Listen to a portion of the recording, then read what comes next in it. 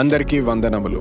నేను Benjamin Komanapalli junior, pastor of new city church, Hyderabad. నేను మిమ్మల్ని న్యూ సిటీ చర్చ్ పాడ్కాస్ట్కి ఆహ్వానిస్తున్నాను. ఈ పాడ్కాస్ట్లో న్యూ సిటీ చర్చ్లో బోధించబడిన వర్తమానాలు వినగలుగుతారు. ఇప్పుడు వినబోతున్న వర్తమానము ద్వారా విశ్వాసములో ఎదిగి బలపరచబడతారని, ఆశీర్వదించబడతారని నమ్ముతున్నాను. మరి కొన్ని వారాల నుంచి మనము క్రిస్మస్లోకి వెళ్ళక ముందర యాక్చువల్లీ వారాలే కాదు, ఒక 2 నెలల నుంచి నేను మన క్రియల గురించి, ప్రతిఫలం గురించి కొంతవరకు మనం మాట్లాడాము, నేర్చుకున్నాము. కానీ ఒక సంఘముగా మనము గుర్తుపెట్టుకోవాల్సింది ఏంటంటే, మనము దేవునిలో మనకు ఇవ్వబడినటువంటి గుర్తింపు, లేకపోతే దేవునితో ఉన్నటువంటి మన సంబంధము అనేది మన క్రియల ద్వారా స్థాపించబడినది కాదు అనేది మనము గుర్తుపెట్టుకోవాలి. ఆమేన్.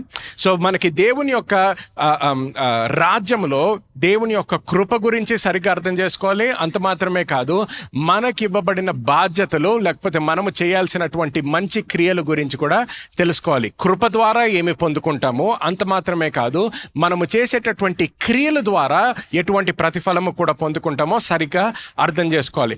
కృప ద్వారా ఏం పొందుకుంటాం? కృప ద్వారా బహుమానాలు పొందుకుంటాం. అందరు బహుమానాలు అనండి.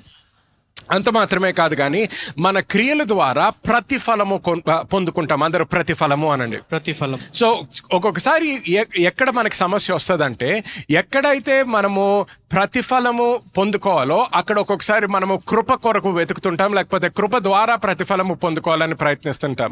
అంత మాత్రమే కాదు, కొంతమంది క్రైస్తవులు ఏం చేస్తారంటే, ఏదైతే దేవుడు ఉచితముగా ఆయన కృప ద్వారా బహుమానంగా ఇస్తాను అంటాడో అటువంటి విషయాల కొరకు ఒక్కొక్కసారి వాళ్ళ మంచి క్రియలతో అది పొందుకోవడానికి ప్రయత్నిస్తుంటారు. ఎప్పుడైతే నువ్వు ఆయన ఉచితముగా నీకు బహుమానంగా ఇచ్చిన దానికి నువ్వు నీ మంచి క్రియలతో పొందుకోవడానికి ప్రయత్నిస్తుంటావో, ఆయన కృపని మన జీవితంలో అప్పుడు వ్యర్థము చేస్తున్నాము అనేది మనము గుర్తించాలి. అర్థమైతే ఒకసారి హల్లెలూయా అనండి. ఓకే, యోహాను సువార్త 1వ అధ్యాయానికి మన బైబిల్స్ తీసుకోండి. ఎందుకంటే ఇది ఆఖరి ఆదివారము. ఈ ఆదివారము మరి ఒకసారి ఈ సంవత్సరం అంతటికి దేవుడు మనకి ఇచ్చినటువంటి వాగ్దానం ఏంటంటే, walking in the fullness of God. అంటే దేవుని యొక్క సంపూర్ణతలో మనము నడవడము గురించి దేవుడు మనకి ఈ వాగ్దానం ఇచ్చాడు అనమాట. ఆ సంపూర్ణత గురించి మరి ఒకసారి ఈరోజు మాట్లాడాలని కోరుకుంటున్నాను. ఎందుకంటే ఆ సంపూర్ణత గురించి మనము అర్థం చేసుకోలేదనుకోండి, లేకపోతే మనము ఈ లాస్ట్ 2 months నేను నేర్పించింది క్రియల గురించి, ప్రతిఫలం గురించి అర్థం చేసుకొని, కొంతమంది మళ్ళీ కొన్ని వారాల నుంచి, కొన్ని నెలల నుంచి వచ్చిన వాళ్ళు ఈ దేవుని యొక్క కృప గురించి మనము అర్థం చేసుకొని దానిలో స్థాపించబడలేదనుకోండి, మరి ఒకసారి మనము సరి అయిన అవగాహన లేకుండా మన క్రైస్తవ జీవితాలు జీవించడం జరుగుతుంది. అందుకనే ఇది నేను ఈ చేయబోతున్న స్టేట్మెంట్ ప్రతి క్రైస్తవుడు నమ్మాల్సినటువంటి స్టేట్మెంట్, ప్రతి క్రైస్తవుడు జీవించాల్సినటువంటి సత్యము. కానీ ఎస్పెషల్లీ మనం సంఘంలో ఉన్న వాళ్ళందరూ కూడా సరిగ్గా అర్థం చేసుకొని జీవించాలని కోరుకుంటున్నాను. అదేంటంటే, we are people of grace who live by faith for the glory of God. Again let's do that one more time. We are people of who live by for the glory of. So మనము we are people of grace అన్నప్పుడు we are saying that we are not people of works. మన గుర్తింపు వచ్చేసేటప్పటికి, our identity వచ్చేసేటప్పటికి మన క్రియల ద్వారా మనము స్థాపించబడట్లేదు, కానీ ఆయన కృప ద్వారా స్థాపించబడుతున్నాం. అందరూ దేవుని కృప అనండి. దేవుని కృప. సో దేవుని కృప గురించి మనం తెలుసుకోవాలంటే ఎక్కడ తెలుసుకుంటున్నాము? ముఖ్యంగా యేసు క్రీస్తు ద్వారా దేవుని కృప మనము తెలుసుకుంటాము.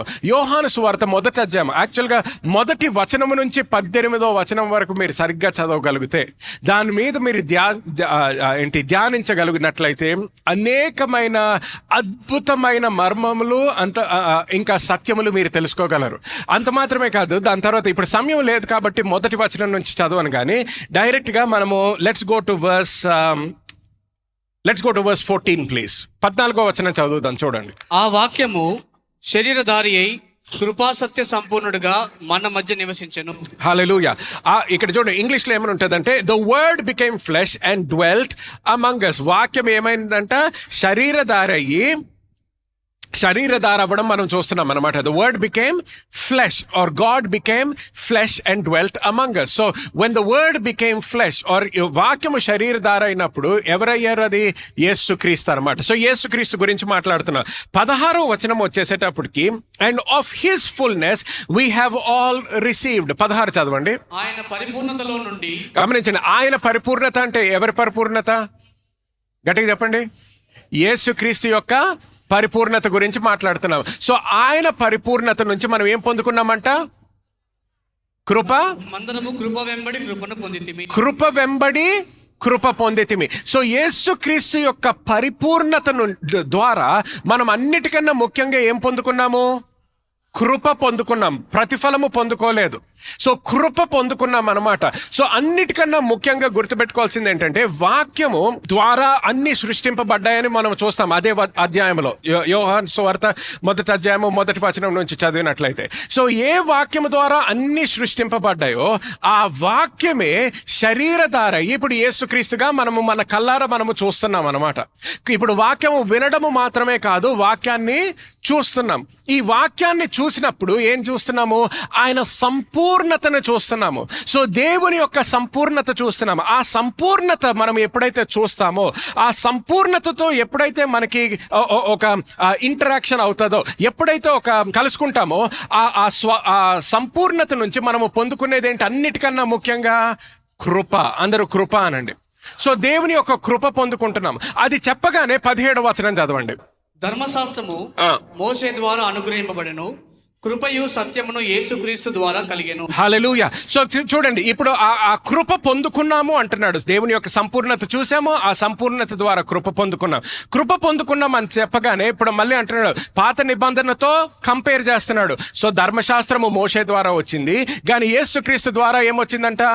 కృప ఇంకా సత్యము. కృప ఇంకా సత్యము వచ్చిందని మనకు తెలుస్తుంది. దాని తర్వాత చూడండి, ఈ కృప మన జీవితంలో ఎలాగా మొట్టమొదటిసారి ఆ కృప క్లియర్గా ఎక్కడ కనిపించింది అంటే 1 యోహాను 2వ అధ్యాయం 2వ వచనానికి మన బైబిల్స్ తెరుచుకుందాం. చూడండి, ఆయనే మన పాపములకు ప్రాయశ్చిత్తమై ఉన్నాడు, మన పాపములకు మాత్రమే కాదు సర్వలోకమునకును ప్రాయశ్చిత్తమై ఉన్నాడు. హల్లెలూయా. సర్వలోకమునకు ప్రాయశ్చిత్తముగా ఉన్నాడంట. He became a propitiation for our sin అని ఉంటుంది. సో లోకం అంతా కూడా పాపంలో ఉండింది. లోకం అంతా పాపంలో ఉండేటప్పటికి ఏమయ్యాడు?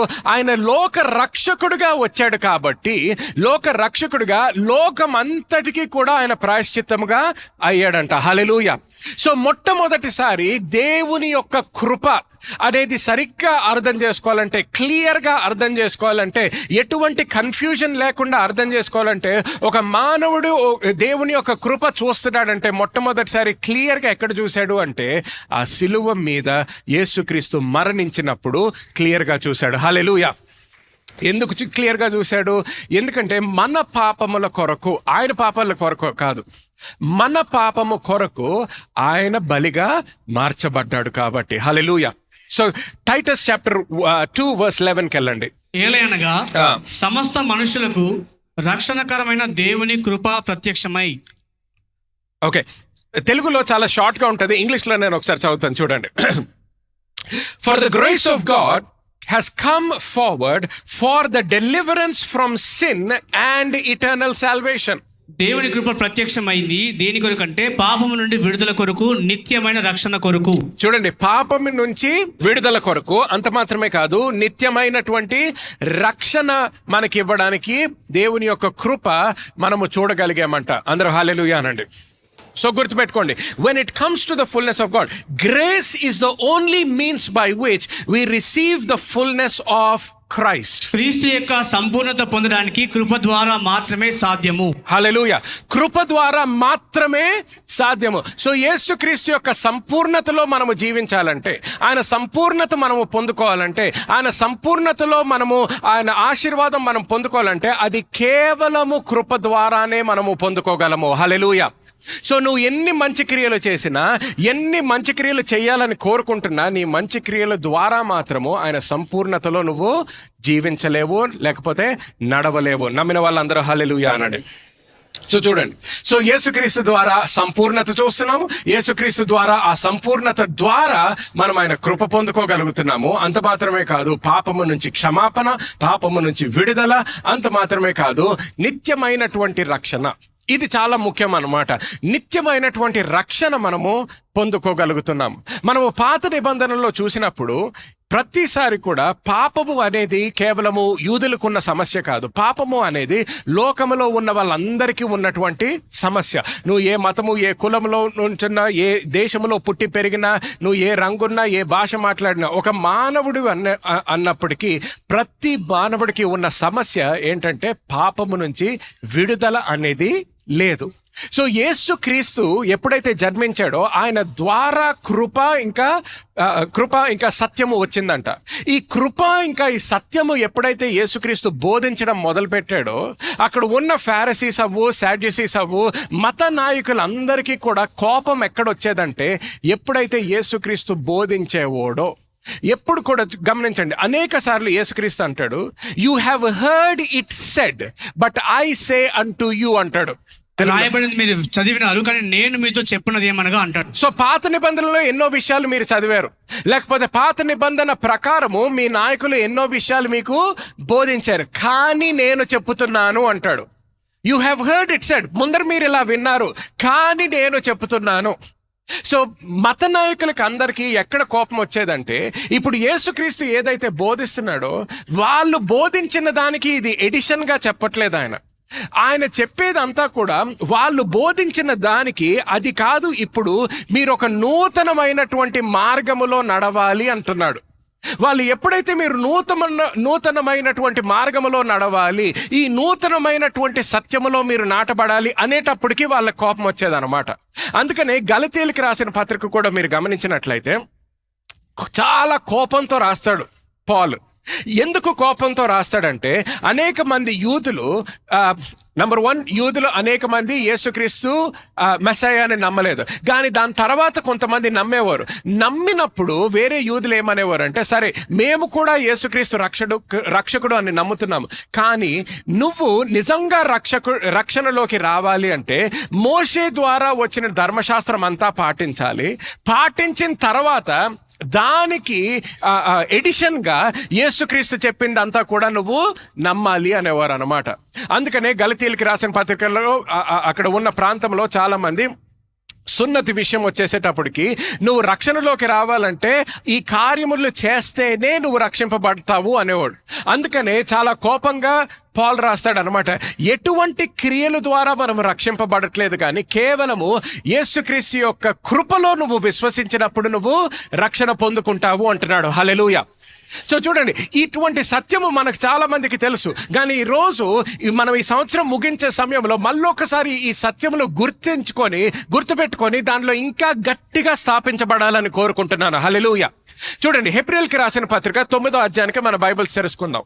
సో యేసుక్రీస్తు యొక్క సంపూర్ణత అంటే ఏంటి? సంపూర్ణత అంటే కేవలము ఆయన చేసినటువంటి మంచి కార్యములు, అంటే లోకంలో ఉన్నప్పుడు అనేక మందిని స్వస్థపరిచాడు, అది మంచి కార్యమే. అనేక బోధించాడు, అది మంచి కార్యాలే.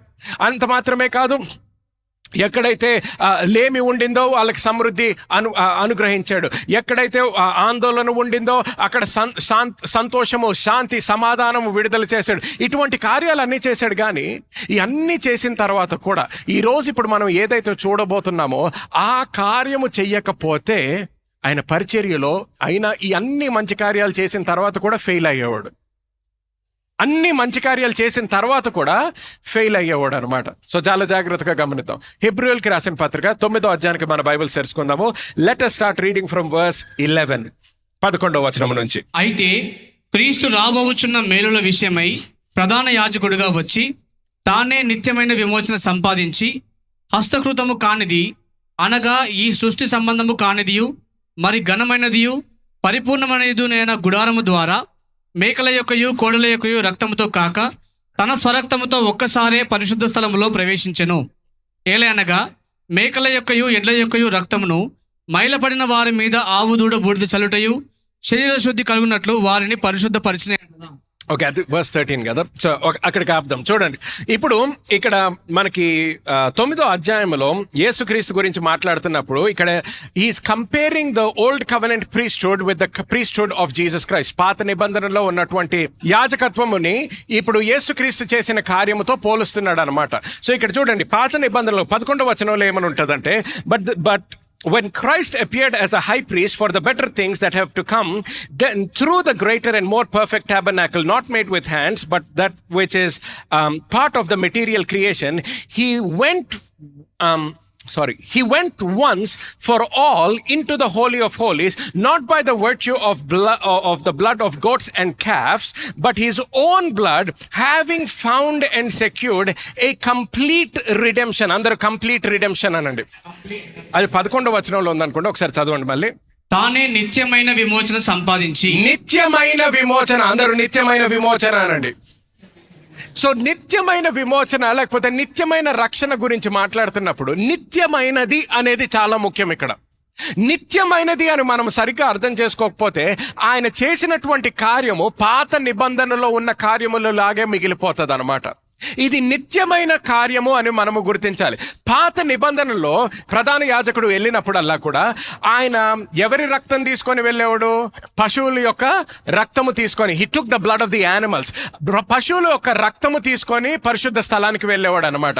కానీ ఆయన చేసినటువంటి కార్యము మళ్ళీ ప్రతి సంవత్సరం చేస్తూనే ఉండాలి. అంత మాత్రమే కాదు, ఎవరైతే ఆ యానిమల్ని, ఆ సాక్రిఫైస్ని తీసుకొచ్చారో వాళ్ళు కూడా ప్రతి సంవత్సరం తీసుకొస్తూనే ఉండాలి. ఎన్ని సంవత్సరాలు చేయాలి? బతికున్నంత కాలం. సో వాళ్ళు ఎన్ని సంవత్సరాలు బతికితే అన్ని సంవత్సరాలు చేస్తూనే ఉంటారన్నమాట. కానీ ఇక్కడ చూడండి 13వ వచనంలో, for if the sprinkling of unholy and undefiled persons with blood of goats and bulls and was ashes burnt with heifer is sufficient for the purification of the body, how much more, under how much more anadi, how much more surely shall the blood of Christ, who by virtue of his eternal spirit has offered himself as an unblemished sacrifice to God, purify our consciences from dead works and lifeless observances to serve the living God. నిత్యుడగు ఆత్మ ద్వారా తను తాను దేవునికి నిర్దోషిగా అర్పించుకున్న క్రీస్తు యొక్క రక్తము నిర్జీవ క్రియలను విడిచి జీవము గల దేవుని సేవించుటకు మీ మనస్సాక్షిని ఎంతో ఎక్కువగా శుద్ధి చేయును. Read that middle part again. నిర్జీవ క్రియలను విడిచి జీవము గల దేవుని సేవించుటకు. చూడండి, నిర్జీవ క్రియలు అంటే ఏంటి? Dead works. ఓకే, సో గమనించండి, పాత నిబంధనలో ఒక పశువు యొక్క రక్తము ద్వారా ఏం వచ్చేదంట? The Bible says our bodies were clean. శరీర శుద్ధి అయ్యేది, నీ ఆత్మ శుద్ధపరచబడలేదు. శరీర శుద్ధి అయ్యేది. కానీ శరీర శుద్ధి అయ్యేది కాబట్టి రక్తము మళ్ళీ చిందించాల్సి వచ్చేది అనమాట. కానీ నూతన నిబంధనకు వచ్చేసేటప్పటికి, ఇప్పుడు చదవండి మళ్ళీ 14వ వచనము, నిత్యుడగు ఆత్మ ద్వారా తను తాను దేవునికి నిర్దోషిగా అర్పించుకున్న క్రీస్తు యొక్క రక్తము నిర్జీవ క్రియలను విడిచి జీవము గల దేవుని సేవించుటకు మీ మనస్సాక్షిని ఎంతో ఎక్కువగా శుద్ధి చేయును. ఇప్పుడు ఏం శుద్ధి పడ్డది ఇక్కడ? అందరు గట్టిగానండి. నీ మనస్సాక్షి, యువర్ కాన్షియస్, నీ మనస్సాక్షి శుద్ధి పడ్డదంట. నీ మనస్సాక్షి శుద్ధింపబడ్డది. సో యేసుక్రీస్తు యొక్క రక్తము, పశువుల యొక్క రక్తము ఏది చెయ్యలేకపోయిందో అది యేసుక్రీస్తు యొక్క రక్తము చేసింది. హల్లెలూయా. సో కానీ గమనించండి, ఇక్కడ యేసుక్రీస్తు యొక్క రక్తము ఎప్పుడైతే వాడబడ్డదో అక్కడ he is not saying that he has purified your conscience from sin. మనస్సాక్షిని పాపం నుండి శుద్ధి చేసిన చెప్పట్లేదు అక్కడ. దేని నుంచి శుద్ధి పడ్డదంట? మళ్ళీ వాక్యం చూడండి. నిర్జీవ క్రియలు. దేని నుంచి? నిర్జీవ క్రియల నుంచి శుద్ధింపబడ్డది. అర్థమవుతుందా? మరి ఇప్పుడు నిర్జీవ క్రియలు అంటే ఏంటి? What are dead works? Dead works are works that you do to earn your way to God. దేవుని దయను పొందుకోవడానికి నువ్వు చేసే కార్యములు జీవము లేని కార్యములు. Again, dead works are works that you do to earn your way to God. దేవుని దయను సంపాదించుకోవడానికి నువ్వు చేసే కార్యములు.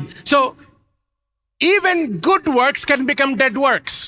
మంచి పనులు కూడా నిర్జీవ క్రియలు కావచ్చు. అర్థమవుతుందా? మంచి క్రియలు కూడా నిర్జీవ క్రియలు అవుతాయి.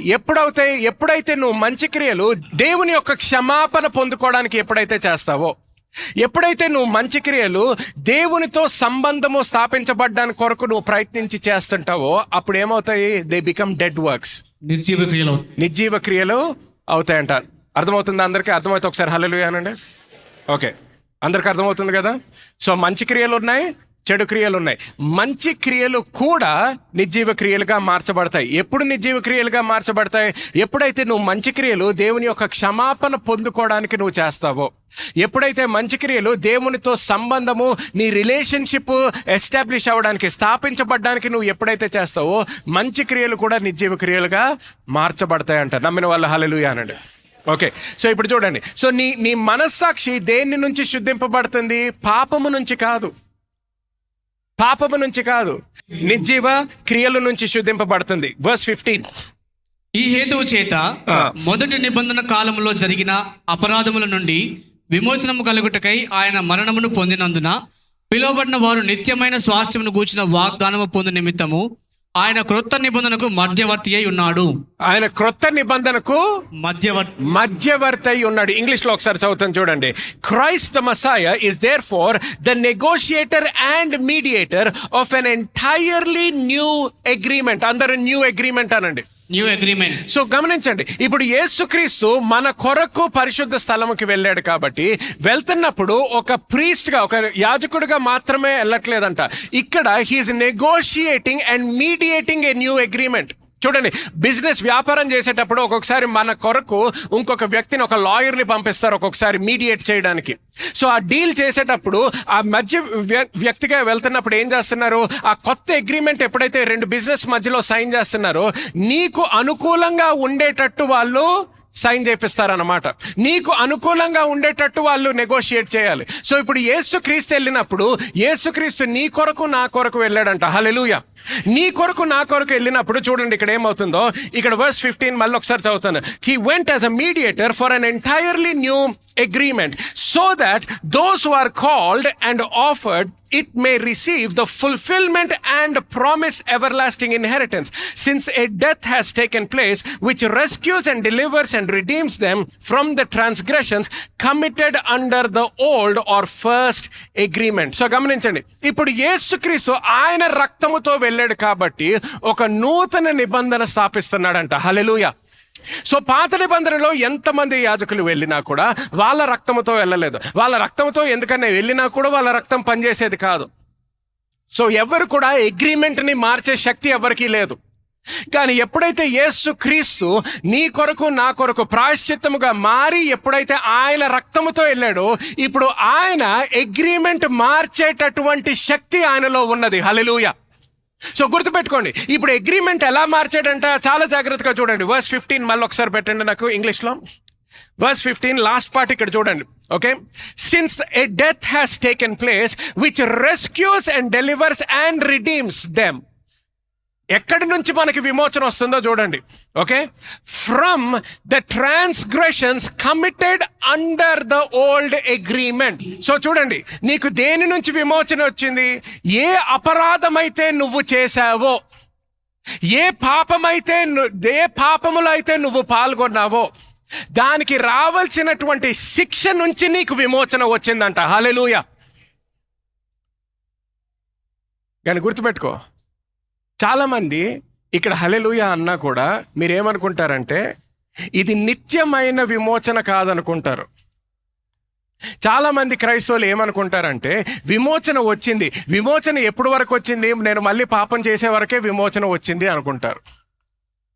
నేను మళ్ళీ ఒక చెడ్డ తలంపు తలంచే వరకే నాకు విమోచన వచ్చింది అనుకుంటారు. నా శరీరంలో ఎప్పుడైతే మళ్ళీ తప్పు చేస్తానో నేను మళ్ళీ బంధకంలోకి వెళ్ళిపోయాను అనుకుంటారు. అటువంటి విమోచన కాదు. అందరికి అర్థమవుతుందా? అర్థం అవట్లేదా? అర్థమైతే హల్లెలూయా అనండి. ఎందుకు చూడండి, అందుకనే ప్రతిదీ చాలా జాగ్రత్తగా మీకు చూపిస్తున్నాను. ఆయన ఏమన్నాడు ముందర వచనాల్లో? నిత్యమైనటువంటి రక్షణ, లేకపోతే నిత్యమైన విమోచన, నిత్యమైన రక్షణ. నిత్యమైనటువంటిది అంటే ఏంటి? ఎవర్ లాస్టింగ్ అంటే ఎప్పటికీ మారనిది అనమాట. నిత్యమైన రక్షణ మనము పొందుకున్నాం. ఎలాగా? ఆయన క్రియల ద్వారా. నమ్మిన వాళ్ళందరూ హల్లెలూయా అనండి. ఓకే, గో టు వర్స్ 23, 23వ వచనానికి వెళ్దాం. అదే అధ్యాయంలో, పరలోకమందున వాటిని పోలిన వస్తువులు ఇట్టి బలుల వలన శుద్ధి చేయబడవలసి ఉండను గాని పరలోక సంబంధమైనవి వీటికంటే శ్రేష్టమైన బలుల వలన శుద్ధి చేయబడవలసి ఉండెను. చూడండి, దీనికైనా శ్రేష్టమైన బలులు. దేనికన్నా శ్రేష్టమైన బలులు? పశువుల యొక్క రక్తము కన్నా శ్రేష్టమైన బలి అవసరం ఉండింది. ఆ శ్రేష్టమైన బలి ఎవరు? గట్టిగా చెప్పండి, యేసుక్రీస్తు. సో ఎప్పుడైతే యేసుక్రీస్తు మన కొరకు మరణించాడో, ఆయన రక్తముతో ఎప్పుడైతే వెళ్ళాడో, అప్పుడు పరలోకములో కూడా ఏ వస్తువులైతే శుద్ధిపరచబడాలో అవి కూడా శుద్ధిపరచబడ్డాయంట. హల్లెలూయా, హల్లెలూయా. ఓకే, నెక్స్ట్ వర్స్ చదవండి. అందువలన నిజమైన పరిశుద్ధ స్థలమును పోలి హస్తకృతమైన పరిశుద్ధ స్థలములలో క్రీస్తు ప్రవేశింపలేదు గాని ఇప్పుడు మన కొరకు దేవుని సముఖమందు కనబడుటకు. అందరూ నా కొరకు అనండి, మళ్ళీ గట్టిగా, నా కొరకు. సో గుర్తుపెట్టుకోండి, ఇప్పుడు యేసుక్రీస్తు ఏది చేసినా ఎవరి కొరకు చేస్తున్నాడు? నా కొరకు, నీ కొరకు చేస్తున్నాడు. ఇది మర్చిపోవద్దు. మతపరముగా ఆలోచించొద్దు దీని గురించి. ప్రత్యేకముగా నీ కొరకు చేస్తున్నాడు. ఎప్పుడైతే అది తెలుసుకుంటావు, అప్పుడే ఆయన సంపూర్ణత నువ్వు సరిగ్గా తెలుసుకుంటావు. అప్పుడు ఆయన సంపూర్ణతలో నువ్వు జీవించగలవు. లేకపోతే కేవలము మతపరంగా ఆలోచిస్తావు. కేవలము నువ్వు ఇక్కడ జీవిస్తున్నావు, యేసుక్రీస్తు అదేదో చేశాడు, ఇప్పుడు నేను మతపరంగా ఆయనని నమ్ముతున్నాను అని అక్కడితోనే నీ రిలేషన్షిప్ ఆయనతో ఆగిపోతుంది. కానీ ఎప్పుడైతే ఇది సరిగ్గా తెలుసుకుంటావో, ఆ సంపూర్ణతలో నువ్వు ప్రతిరోజు, కేవలము ఆదివారము కాదు, కేవలము ఆరాధనకు వచ్చినప్పుడు కాదు, నువ్వు ఆఫీస్లో ఉన్నా, ఎయిర్పోర్ట్లో ఉన్నా, బస్ స్టాండ్లో ఉన్నా, మాల్లో ఉన్నా, ఎక్కడ ఉన్నా, ఎటువంటి పరిస్థితి అయినా కూడా ప్రతి క్షణము కూడా ఆయన సంపూర్ణతలో నువ్వు జీవించడానికి అవకాశం ఉంటుంది. హల్లెలూయా. సో చూడండి, చదవండి మళ్ళీ ఒకసారి. అందువలన నిజమైన పరిశుద్ధ స్థలమును పోలి హస్తకృతమైన పరిశుద్ధ స్థలములలో క్రీస్తు ప్రవేశింపలేదు గాని ఇప్పుడు మన కొరకు దేవుని సముఖమందు కనబడుటకు పరలోకమందే ప్రవేశించెను. హల్లెలూయా. గమనించండి, పరలోకమందు ఏ యాజకుడు కూడా ఇప్పటి వరకు వెళ్ళలేదు, కానీ కేవలం యేసుక్రీస్తు. ఎవరి కొరకు వెళ్ళాడు? ఎవరి కొరకు? నీ కొరకు. ఎవరి కొరకు? నీ కొరకు. సో పాత నిబంధనలో ఏ యాజకుడు వెళ్ళినా కూడా పరలోకములో ఉన్న పరిశుద్ధ స్థలానికి వెళ్ళలేదు. మానవుడు చేసినటువంటి ఆయన మానవుని యొక్క హస్తముల ద్వారా చేయబడినటువంటి పరిశుద్ధ స్థలములోకే అడుగు పెట్టాడు. కానీ యేసుక్రీస్తు మాత్రము మానవుడు హస్తములతో చేసినటువంటి పరిశుద్ధ స్థలానికి వెళ్ళలేదు. పరలోకములో ఉన్నటువంటి పరిశుద్ధ స్థలానికి వెళ్ళాడు. ఎవరి కొరకు వెళ్ళాడు? నీ కొరకు, నా కొరకు వెళ్ళాడు. హల్లెలూయా. గుర్తుపెట్టుకో, సబ్స్టిట్యూట్గా వెళ్ళాడు అంటే, మనకి బదులుగా వెళ్ళాడంటే ఇప్పుడు ఎవరు వెళ్ళినట్టు అక్కడికి?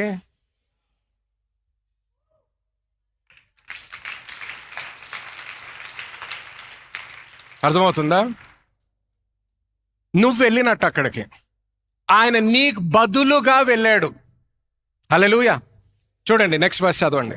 అంతేకాదు ప్రధాన యాజకుడు ప్రతి సంవత్సరము తనది కాని రక్తము తీసుకొని పరిశుద్ధ స్థలములోనికి ప్రవేశించినట్లు ఆయన అనేక పర్యాయములు తన్ను తాను అర్పించుకున్నట్టుకు ప్రవేశింపలేదు. అట్లైన ఎడల జగత్తు పునాది వేయబడినది మొదలుకొని ఆయన అనేక పర్యాయములు శ్రమ పడవలసి వచ్చును. అయితే ఆయన యుగముల సమాప్తి యందు తన్ను తానే బలిగా అర్పించుకొనుట వలన పాప నివారణ చేయుటకై ఒక్కసారే ప్రత్యక్షపరచబడెను. హల్లెలూయా. ఎన్నిసార్లు? ఒక్కసారే. సో గమనించండి, మళ్ళీ కంపేర్ చేస్తున్నాడు అనమాట. పాత నిబంధనలో మళ్ళీ వెళ్ళాల్సి వచ్చేదంట. కానీ ఇక్కడ నూతన నిబంధనలో ఏం చేస్తున్నాడు? ఆయన రక్తముతో ఈ నిబంధన స్థాపిస్తున్నాడు. కాబట్టి చూడండి, ఇంగ్లీష్లో చదువుతాను, verse 26.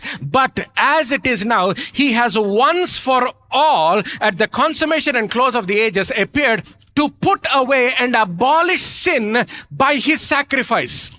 తానే బలిగా అర్పించుకోవడం వల్ల పాప నివారణ చేయుటకై. చూడండి, అబాలిష్ అనే వర్డ్ ఉంది చూడండి ఇక్కడ ఇంగ్లీష్. అబాలిష్ అనే వర్డ్, అబాలిష్ అంటే ఏంటి తెలుసా? ఇంగ్లీష్లో to abolish means to put away or cancel something officially. అధికారపూర్వకంగా ఒక దాన్ని రద్దుపరచుట, సంపూర్తిగా తొలగించుట. Let me say it this way, to end a law or a system officially. అధికారపూర్వకంగా ఒక చట్టాన్ని, వ్యవస్థని పూర్తిగా నిర్మూలన చేయుట. చూడండి, ఒక చట్టం ఉందనుకోండి, ప్రతి వాళ్ళు కూడా చట్టము ప్రకారము జీవించాలి. సో ఒక చట్టాన్ని క్యాన్సిల్ చేయడం అంటే దాన్ని అబాలిష్ చేయడం అన్నట్టు అనమాట. ఓకే, సో ఇక్కడ ఏమంటున్నాడు? He has abolished what? Not the law. చూడండి, వాక్యంలో ఉందే చెప్పండి. ఏమంటున్నాడు? సిన్. సో చూడండి, he close of the ages appeared to put away and abolish sin. So abolish sin అంటే ఏంటి? ఒఫిషియల్గా, అధికారపూర్వకంగా. What is he doing? He is cancelling that system. ఆ వ్యవస్థను రద్దుపరుస్తున్నాడు అక్కడ. Now he says he's cancelling, abolishing the system. ఎలా చేస్తున్నాడు ఇది? ఎలా చేస్తున్నాడు? నీ కార్యములతోనా? So the system of sin, పాపం యొక్క వ్యవస్థను, పాపం యొక్క వ్యవస్థనే ఆయన క్యాన్సిల్ చేశాడు. హల్లెలూయా. చూడండి, పాత నిబంధనలో నేను పాపం చేసినప్పుడు నేను నా గొర్రెపిల్లనో లేకపోతే ఏదో ఒక పశువుని నేను తీసుకొని వస్తాను. నేను నా పాపము కొరకు తీసుకొని వస్తాను. నేను పాపాని కొరకు తీసుకొని వచ్చినప్పుడు అక్కడ ప్రధాన యాజకుడు చూసి ఆ బలిని తీసుకుంటాడు, బలిస్తాడు. ఆ రక్తాన్ని తీసుకెళ్ళి పరిశుద్ధ స్థలంలో పెడతాడు. ఎప్పుడైతే అది పెడతాడో, ఇప్పుడు ఏమొచ్చింది? నేనేం పొందుకున్నాను? ఫర్గివ్నెస్, క్షమాపణ పొందుకున్నాను. దేని కొరకు? నేను చేసిన పాపానికి క్షమాపణ పొందుకున్నాను. కానీ మళ్ళీ వచ్చే సంవత్సరం మళ్ళీ ఏం చేయాలి? మళ్ళీ తీసుకొని రావాలి. దాని తర్వాత మళ్ళీ వచ్చే సంవత్సరం ఏం చేయాలి? ఇది ఒక సిస్టమ్, ఒక వ్యవస్థ. ఇది ఒక వ్యవస్థ. అర్థమైందా? ఆ system, it is the system of sin. పాపము వ్యవస్థది. సో పాపము చేసినప్పుడల్లా ఈ సిస్టమ్ ఫాలో అవ్వాలన్నమాట. అందరికి అర్థమవుతుంది కదా? ఈ సిస్టమ్ అనేది కేవలము యూదులకున్న సిస్టమ్ కాదు. ఈ సిస్టమ్ అనేది నువ్వు ఏ మతంలోకి వెళ్ళినా, ఏ కులానికి వెళ్ళినా, నువ్వు లోకంలో ఎక్కడ ప్రయాణం చేసి వెళ్ళినా, ప్రతి కల్చర్లో కూడా ఎక్కడో ఒక దగ్గర ఈ సాక్రిఫిషియల్ సిస్టమ్ అనేది నీకు కనిపిస్తుంది. బలులు అర్పించడం. ఇది ఎటువంటి పరిస్థితికి వెళ్ళిందంటే ఆఖరికి మానవుడికి కూడా అర్థమైంది. మనం ఎన్ని బలులు అర్పించినా కూడా మనకు ఉన్నటువంటి పాపము నుంచి మనకి విమోచన రావట్లేదు. మనకి రావాల్సిన క్షమాపణ మనము పొందుకోవట్లేదు. ఆఖరికి మానవుడు ఎటువంటి పరిస్థితికి వెళ్ళాడంటే ఆఖరికి పశువుల వల్ల కావట్లేదు. కాబట్టి ఇప్పుడు మానవుడినే బలిగా ఇవ్వడం మొదలుపెట్టాడు. హ్యూమన్ సాక్రిఫైసెస్ విన్నారు కదా? ప్రతి కల్చర్లో హ్యూమన్ సాక్రిఫైసెస్ ఉంటాయి. హిస్టరీలో చదివితే ప్రతి సాక్రిఫైస్, ఒకే కల్చర్లో నువ్వు హ్యూమన్ సాక్రిఫైస్ చూడవు. యూదుల దగ్గర ఒక్కటే కనిపించదు. ఎందుకు తెలుసా? అది మాత్రం దేవుడు ఎప్పుడు చెప్పలేదు సాక్రిఫైస్కి ఇవ్వమని. ఎందుకు? ప్రతి ఒక్కరికి దేవుడు చెప్పింది ఏంటి? We are made in the image and likeness of God. దేవుని యొక్క స్వరూపంలో, పోలికలో మనం చేయబడ్డాం కాబట్టి. హల్లెలూయా. అందుకనే ఎప్పుడు ఆఖరికి అబ్రహాం కూడా ఇస్సాకుని ఇవ్వమంటాడు, కానీ ఇస్సాకుని ఇవ్వక ముందర ఏమంటాడు? ఆగు అంటాడు. నాకు ఆ బలి కావాలి అనడు, ఆపేస్తాడు. కేవలము యూదుల దగ్గర మాత్రమే మనము మానవుల్ని బలిస్తున్నట్టు మనము చూడము. కానీ నువ్వు ఏ మతంలో చూడు, ఏ సంస్కృతిలో చూడు, ఏ కల్చర్లో అయినా చూడు, ఎక్కడో ఒక దగ్గర నీకు ఈవెన్ హ్యూమన్ సాక్రిఫైసెస్ నీకు కనిపిస్తాయి. ఎందుకంటే మానవుడికి తెలుసు, మేము ఎన్ని బలులు అర్పిస్తున్నా సరిపోవట్లేదు. మత నాయకులకి కూడా తెలుసు, ఎంత ప్రయత్నిస్తున్నా నేనే వాళ్ళని పాపం చేయొద్దు అంటున్నాను, కానీ నేనే పాపం చేయకుండా ఉండలేకపోతున్నాను. బోధిస్తున్నాను కానీ నేనే దాన్ని ఫాలో అవ్వలేకపోతున్నాను. ప్రతి వ్యక్తికి తెలుసు. అందుకు ఇప్పుడు ఆ సిస్టమ్ అనేది ఉంది కదా, ఆ వ్యవస్థ ఉంది. కానీ ఇప్పుడు యేసుక్రీస్తు ఏమంటున్నాడు? వాక్యం ఏం చెప్తుంది? యేసుక్రీస్తు చేసిన కార్యము బట్టి, నువ్వు చేసిన కార్యము బట్టి కాదు, నీతిమంతులు చేసినటువంటి కార్యము బట్టి కాదు, ఈ కార్యము బట్టి నీతిమంతులు అయ్యాం మనం. హల్లెలూయా. కానీ ఇక్కడ ఏమంటున్నాడు చూడండి, he abolished sin by his sacrifice. తన బలియాగం ద్వారా పాపమును అంతమొందించాడు. హల్లెలూయా. సో ఇప్పుడు మనము నూతన నిబంధనలో జీవిస్తున్నాము అంటే ఆ సిస్టమ్నే ఆయన క్యాన్సిల్ చేశాడంటే ఇప్పుడు మనం ఆ సిస్టమ్ ఫాలో అవ్వకూడదు అన్నమాట. కానీ అనేక మంది క్రైస్తవులు ఇంకా ఆ సిస్టమ్ ఫాలో అవుతారు, ఆ వ్యవస్థలోనే జీవిస్తుంటారు. లేదు పాస్టర్, నేను ఎప్పుడు బలి ఇవ్వలేదు. నువ్వు ఒక పశువుని తీసుకురాలేదేమో, కానీ నీ ఆలోచనలు ఎలాగుంటుంది? అమ్మో ఆ తప్పు చేశాను, ఈ ఆదివారం తప్పకుండా చర్చికి ముందరే వచ్చేస్తాను, పాపం చేశాను కాబట్టి ఈసారి మాత్రం తప్పకుండా ఫాస్టింగ్ ప్రేయర్స్ అటెండ్ అవుతాను, ఈసారి మాత్రం నేను దశమ భాగం ఇస్తాను, దశమ భాగం కన్నా ఇంకొక 10 రూపాయలు ఎక్కువ ఇస్తాను, అనాథలకి నేను సహాయం చేస్తాను. ఇవన్నీ దేని కొరకు చేస్తున్నావు? లేకపోతే ఈ వారం మాత్రం 100% 7 రోజులు బైబిల్ చదివేస్తాను, ఆఫీస్కి వెళ్ళక ముందర తప్పకుండా బైబిల్ చదువుతాను, పడుకోక ముందర తప్పకుండా ప్రార్థన చేసుకుంటాను ఈ వారం మాత్రం. ఎందుకు? నేను పాపం చేశాను. సో నువ్వేమనుకున్నావు? నువ్వు పాపం చేసావు కాబట్టి ఇప్పుడు మంచి క్రియలు చేయాలి. దాన్ని ఏమంటున్నాడు? డెడ్ వర్క్స్, నిర్జీవ క్రియలు. అందుకని ఏమంటున్నాడు? నీ కాన్షియన్స్, నీ మనస్సాక్షిని దేని నుంచి శుద్ధిపరిచాడు అంటే పాపం నుంచి కాదు. నీ మనస్సాక్షిని దేని నుంచి శుద్ధిపరిచాడు? ఇటువంటి నిర్జీవ క్రియల నుంచి. అందరికి అర్థమవుతుందా? ఎందుకు ఆ క్రియల నుంచి నిన్ను శుద్ధిపరిచాడు? ఎందుకంటే ఆ సిస్టమ్నే తీసేశాడు కాబట్టి, వ్యవస్థ రద్దుపరిచాడు కాబట్టి.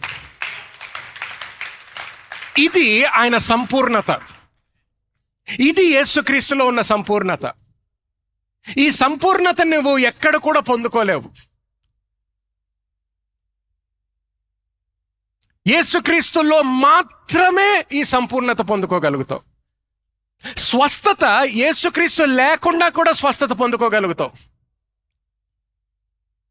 పాత నిబంధనలో కూడా స్వస్థతలు జరిగినాయి, పాత నిబంధనలో కూడా అద్భుత కార్యములు జరిగినాయి. కానీ ఏం జరగలేదు? సంపూర్ణతలో జీవించడం అనేది నీకు పాత నిబంధనలో కనిపించలేదు. సంపూర్ణత ఎక్కడ కనిపించింది? యేసుక్రీస్తులో మాత్రమే కనిపించింది. హల్లెలూయా, హల్లెలూయా. మనుషులు ఒక్కసారే మృతి పొందవలనని నియమింపబడెను, ఆ తర్వాత తీర్పు జరుగును. అలాగుననే క్రీస్తు కూడా అనేకుల పాపములను భరించుటకు ఒక్కసారే అర్పింపబడి తన కొరకు కనిపెట్టుకొని ఉండు వారి రక్షణ నిమిత్తము పాపము లేకుండా రెండవసారి ప్రత్యక్షమగును. Even so it is, Christ having been offered to take up for himself and bear as a burden the sins of many once and once for all. Andaru once for all anandi. And will appear a second time, not to carry the burden of sin, nor to deal with sin, but to bring full salvation to those who are waiting for him waiting for and expecting him. అదేంటి? రెండో రాకట గురించి మాట్లాడుతున్నాడు అన్నమాట. హల్లెలూయా. So మొదటిసారి వచ్చినప్పుడు ఏం చేశాడు? మన పాపము గురించి ఆయన పరిష్కారం ఇచ్చాడు అనమాట. కానీ రెండోసారి వచ్చేది మన పాపము గురించి ఏదో క్రియ చేయడానికి రావట్లేదు. రెండోసారి దేని కొరకు వస్తున్నాడు? ఆయన కృప ఎవరైతే పొందుకున్నారో, ఆయన కృప ఎవరైతే తెలుసుకొని మంచి క్రియలు చేస్తూ జీవించారో, ఆయన మహిమ కొరకు ఎవరైతే జీవిస్తున్నారో, ఆయనలో విశ్వాసము పెట్టి ఎవరైతే జీవిస్తున్నారో వాళ్ళని సంపూర్ణ రక్షణలోకి తీసుకురావడానికి వస్తున్నాడంట. హల్లెలూయా. పరలోకానికి తీసుకెళ్ళడానికి వస్తున్నాడంట. హల్లెలూయా. 10వ అధ్యాయానికి వెళ్దాం, చూడండి. Read verse 1. ధర్మశాస్త్రము రాబోచున్న మేలులు ఛాయగలదియే గాని ఆ వస్తువుల నిజ స్వరూపము గలది కాదు. గనుక ఆ యాజకులు ఏటేటా ఎడతెగకుండా అర్పించు ఒకటే విధమైన బలులు వాటిని తెచ్చు వారికి ఎన్నడూను సంపూర్ణ సిద్ధి కలగజేయ నేరవు. చూడండి. సో ఎన్నిసార్లు ప్రయత్నించినా ఏం చేయలేకపోయింది? లాస్ట్ లైన్ చదవండి. ఎన్నడూను సంపూర్ణ శుద్ధి కలగజేయ నేరవు. సంపూర్ణ శుద్ధి చేయలేదంట. సంపూర్ణ శుద్ధి మాత్రము చేయలేదు. గమనించండి, ఇప్పుడు సంపూర్ణ శుద్ధి చెయ్యలేదు కాబట్టి కొంతమంది ఇప్పుడు క్రైస్తవులు కూడా ఏమంటారు? సంపూర్ణ శుద్ధి అంటే పర్ఫెక్ట్ సంపూర్ణత. సో ఆ సంపూర్ణతలోకి ఎవరు జీవించలేరు, లేకపోతే సంపూర్ణతలో ఎవరు ఉండలేరు అన్నట్టు చూస్తారనమాట. ఇంగ్లీష్లో ఎలాగుంటుందంటే ఇది, they use the word perfect. It can never by offering the same sacrifices continually year after year make perfect those who approach it's altars. So ఎవరు వెళ్ళినా కూడా వాళ్ళకి అప్పటికప్పుడు క్షమాపణ పొందుకుంటున్నారు, శుద్ధింపబడుతున్నారు, కానీ ఎవరిని కూడా పర్ఫెక్ట్గా శుద్ధింప చేయలేకపోతుంది అనమాట. అందరికి అర్థమవుతుంది కదా? ఎంతమంది ఈరోజు పొద్దున్న సబ్బు వాడారు చెప్పండి? దీనికన్నా అందరు చేతులు ఎత్తండి మరి. ఓకే, సబ్బు వాడారు. ఈరోజు సబ్బు వాడారని రేపు ఆపేస్తారా? రేపు కూడా వాడతారు కదా? ఎంతమంది వాడాలనుకుంటున్నారు రేపు కూడా? సరే, okay, very good. Okay, so సబ్బు ప్రతిరోజు వాడతాము. ఎందుకు ప్రతిరోజు వాడతాము? ఎందుకంటే మన శరీరము మురికి అవుతూ ఉంటుంది కాబట్టి. Because our bodies get dirty, we continuously use soap. కానీ ఏ సబ్బు కూడా నిన్ను పర్ఫెక్ట్గా క్లీన్ చేయదు. అర్థమవుతుందా? సో నువ్వు ఏం చేస్తావు? ప్రతిరోజు వాడతావు సబ్బు. పొద్దున్న వాడతావు, మళ్ళీ రాత్రి వాడతావు, మళ్ళీ రేపు పొద్దున్న లేచినప్పుడు మళ్ళీ వాడాలి, మళ్ళీ రాత్రి మళ్ళీ వాడాలి, ప్రతిరోజు వాడుతూనే ఉంటావు. సో నిన్ను చూడండి, ఇక్కడ ఇంగ్లీష్లో year after year, sorry, it can never, by offering the same sacrifices continually year after year, make perfect those who approach its altars. So అక్కడికి వెళ్ళినా కూడా they are not being made perfect. పరిపూర్ణులు అవ్వట్లేదు అన్నమాట.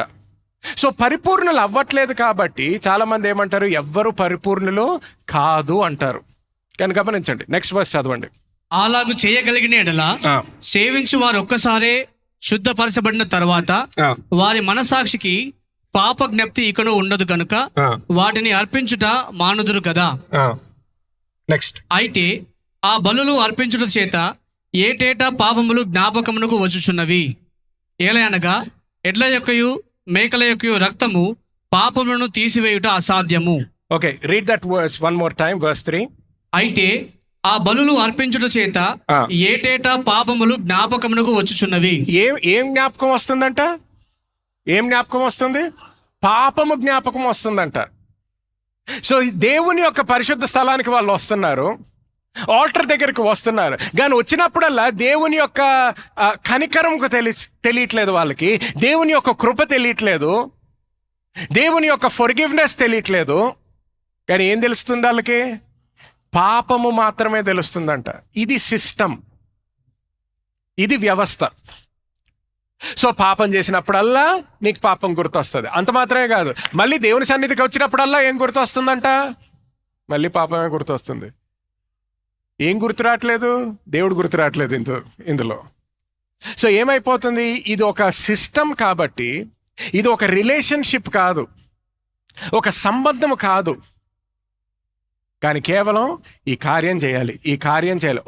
Almost ఒక బానిసగా జీవిస్తున్నారు అనమాట. ఒక సైడ్ పాపానికి బానిస, అలాగే ఈ చట్టానికి కూడా బానిసగా జీవిస్తున్నారు. ఇంగ్లీష్లో నేను చదువుతాను చూడండి, verse 3. But as it is, these sacrifices annually bring a fresh remembrance of sins to be atoned for, because the blood of bulls and goats is powerless to take sins away. It is powerless. అందులో శక్తి లేదు. గమనించండి, పాత నిబంధనలో ఎలాగైతే రక్తానికి, ఆ పశువుల యొక్క రక్తానికి ఆ పాపముని తీసేటటువంటి శక్తి లేదు, ఇది గుర్తుపెట్టుకోండి. మంచి క్రియలకి కూడా శక్తి లేదు. అర్థమవుతుందా ఇప్పుడు? మంచి క్రియలకి కూడా శక్తి లేదు. అన్నంత మాత్రం మంచి క్రియలు చేయడం ఆపేస్తామా? గట్టిగా చెప్పండి. ఎందుకు మంచి క్రియలు చేస్తాము? ఎందుకంటే ఆయన కృప పొందుకున్నాము కాబట్టి. ఎందుకంటే మనల్ని నూతన సృష్టిగా ఆయన సృష్టించినప్పుడు మంచి క్రియలు కొరకు సృష్టించాడు కాబట్టి మనము మంచి క్రియలు చేస్తాం. కానీ మంచి క్రియల ద్వారా ఆయన కృప పొందుకోవడానికి కాదు. ఎందుకంటే ఎలాగైతే ఆ పశువుల యొక్క రక్తానికి శక్తి లేదో మన పాపాలని తీసివేయడానికి, లేకపోతే మనల్ని నీతిమంతులుగా మార్చడానికి, లేకపోతే ఆయనతో ఉన్నటువంటి ఆ సంబంధాన్ని స్థాపించడానికి వాటికి ఎలాగైతే శక్తి లేదో, నీ మంచి క్రియలకి కూడా శక్తి లేదు. మతానికి ఆ శక్తి లేదు. కేవలము యేసుక్రీస్తు ఆయన రక్తానికి మాత్రమే ఆ శక్తి ఉన్నది. హల్లెలూయా. చూడండి 20, లెట్స్ గో టు వర్స్ 8వ వచనానికి వెళ్దాం. చూడండి, బలులు, అర్పణలు, పూర్ణహోమములు, పాప పరిహార బలులు నీవు కోరలేదనియు. గమనించండి, నువ్వు కోరలేదు అంటున్నాడు. ఏం కోరలేదంట ఆయన? బలులు, అర్పణలు, పూర్ణహోమములు, పాప పరిహారార్థ బలులు. చూడండి, 4 థింగ్స్ చెప్పాడు. ఈ అన్నీ కూడా ధర్మశాస్త్రంలో చెయ్యాలని ఉంటుంది. వాళ్ళు చేస్తున్నారు, కానీ దీని కొరకు నేను కోరుకోవట్లేదు అంటున్నాడు. అర్థమవుతుందా నేను చెప్పేది? అన్నీ కూడా వాళ్ళు చేసేది ధర్మశాస్త్రము ప్రకారమే, కానీ దేని కొరకు కూడా నేను కోరుకోవట్లేదు అంటున్నాడు. మరి వెళ్తే ఎందుకు ఇచ్చావయ్యా అసలు ఎందుకు ఇచ్చాడు? ఎందుకు ఇచ్చాడంటే వాళ్ళు ధర్మశాస్త్రం కొరకు అడిగారు కాబట్టి ఇచ్చాడు. ఎంతమందికి గుర్తుంది వాళ్ళు ధర్మశాస్త్రం కొరకు అడిగాడని? ఓకే, ఈజిప్ట్ నుంచి బయటకు వచ్చిన తర్వాత ఆయన కోరుకున్నది ఏంటి? మోషేకి ధర్మశాస్త్రము. గమనించండి, మోషే ద్వారా ధర్మశాస్త్రం వచ్చింది, కానీ దేవుడు మోషేకి ధర్మశాస్త్రాన్ని ఇవ్వలేదు. గుర్తుపెట్టుకోండి, అది మర్చిపోవద్దు. మోషే ద్వారా ధర్మశాస్త్రం వచ్చింది, కానీ మోషేకి ధర్మశాస్త్రం ఇవ్వలేదు. అర్థమైందా? ఎందుకు? మోషే ధర్మశాస్త్రం కొరకు అడగలేదు.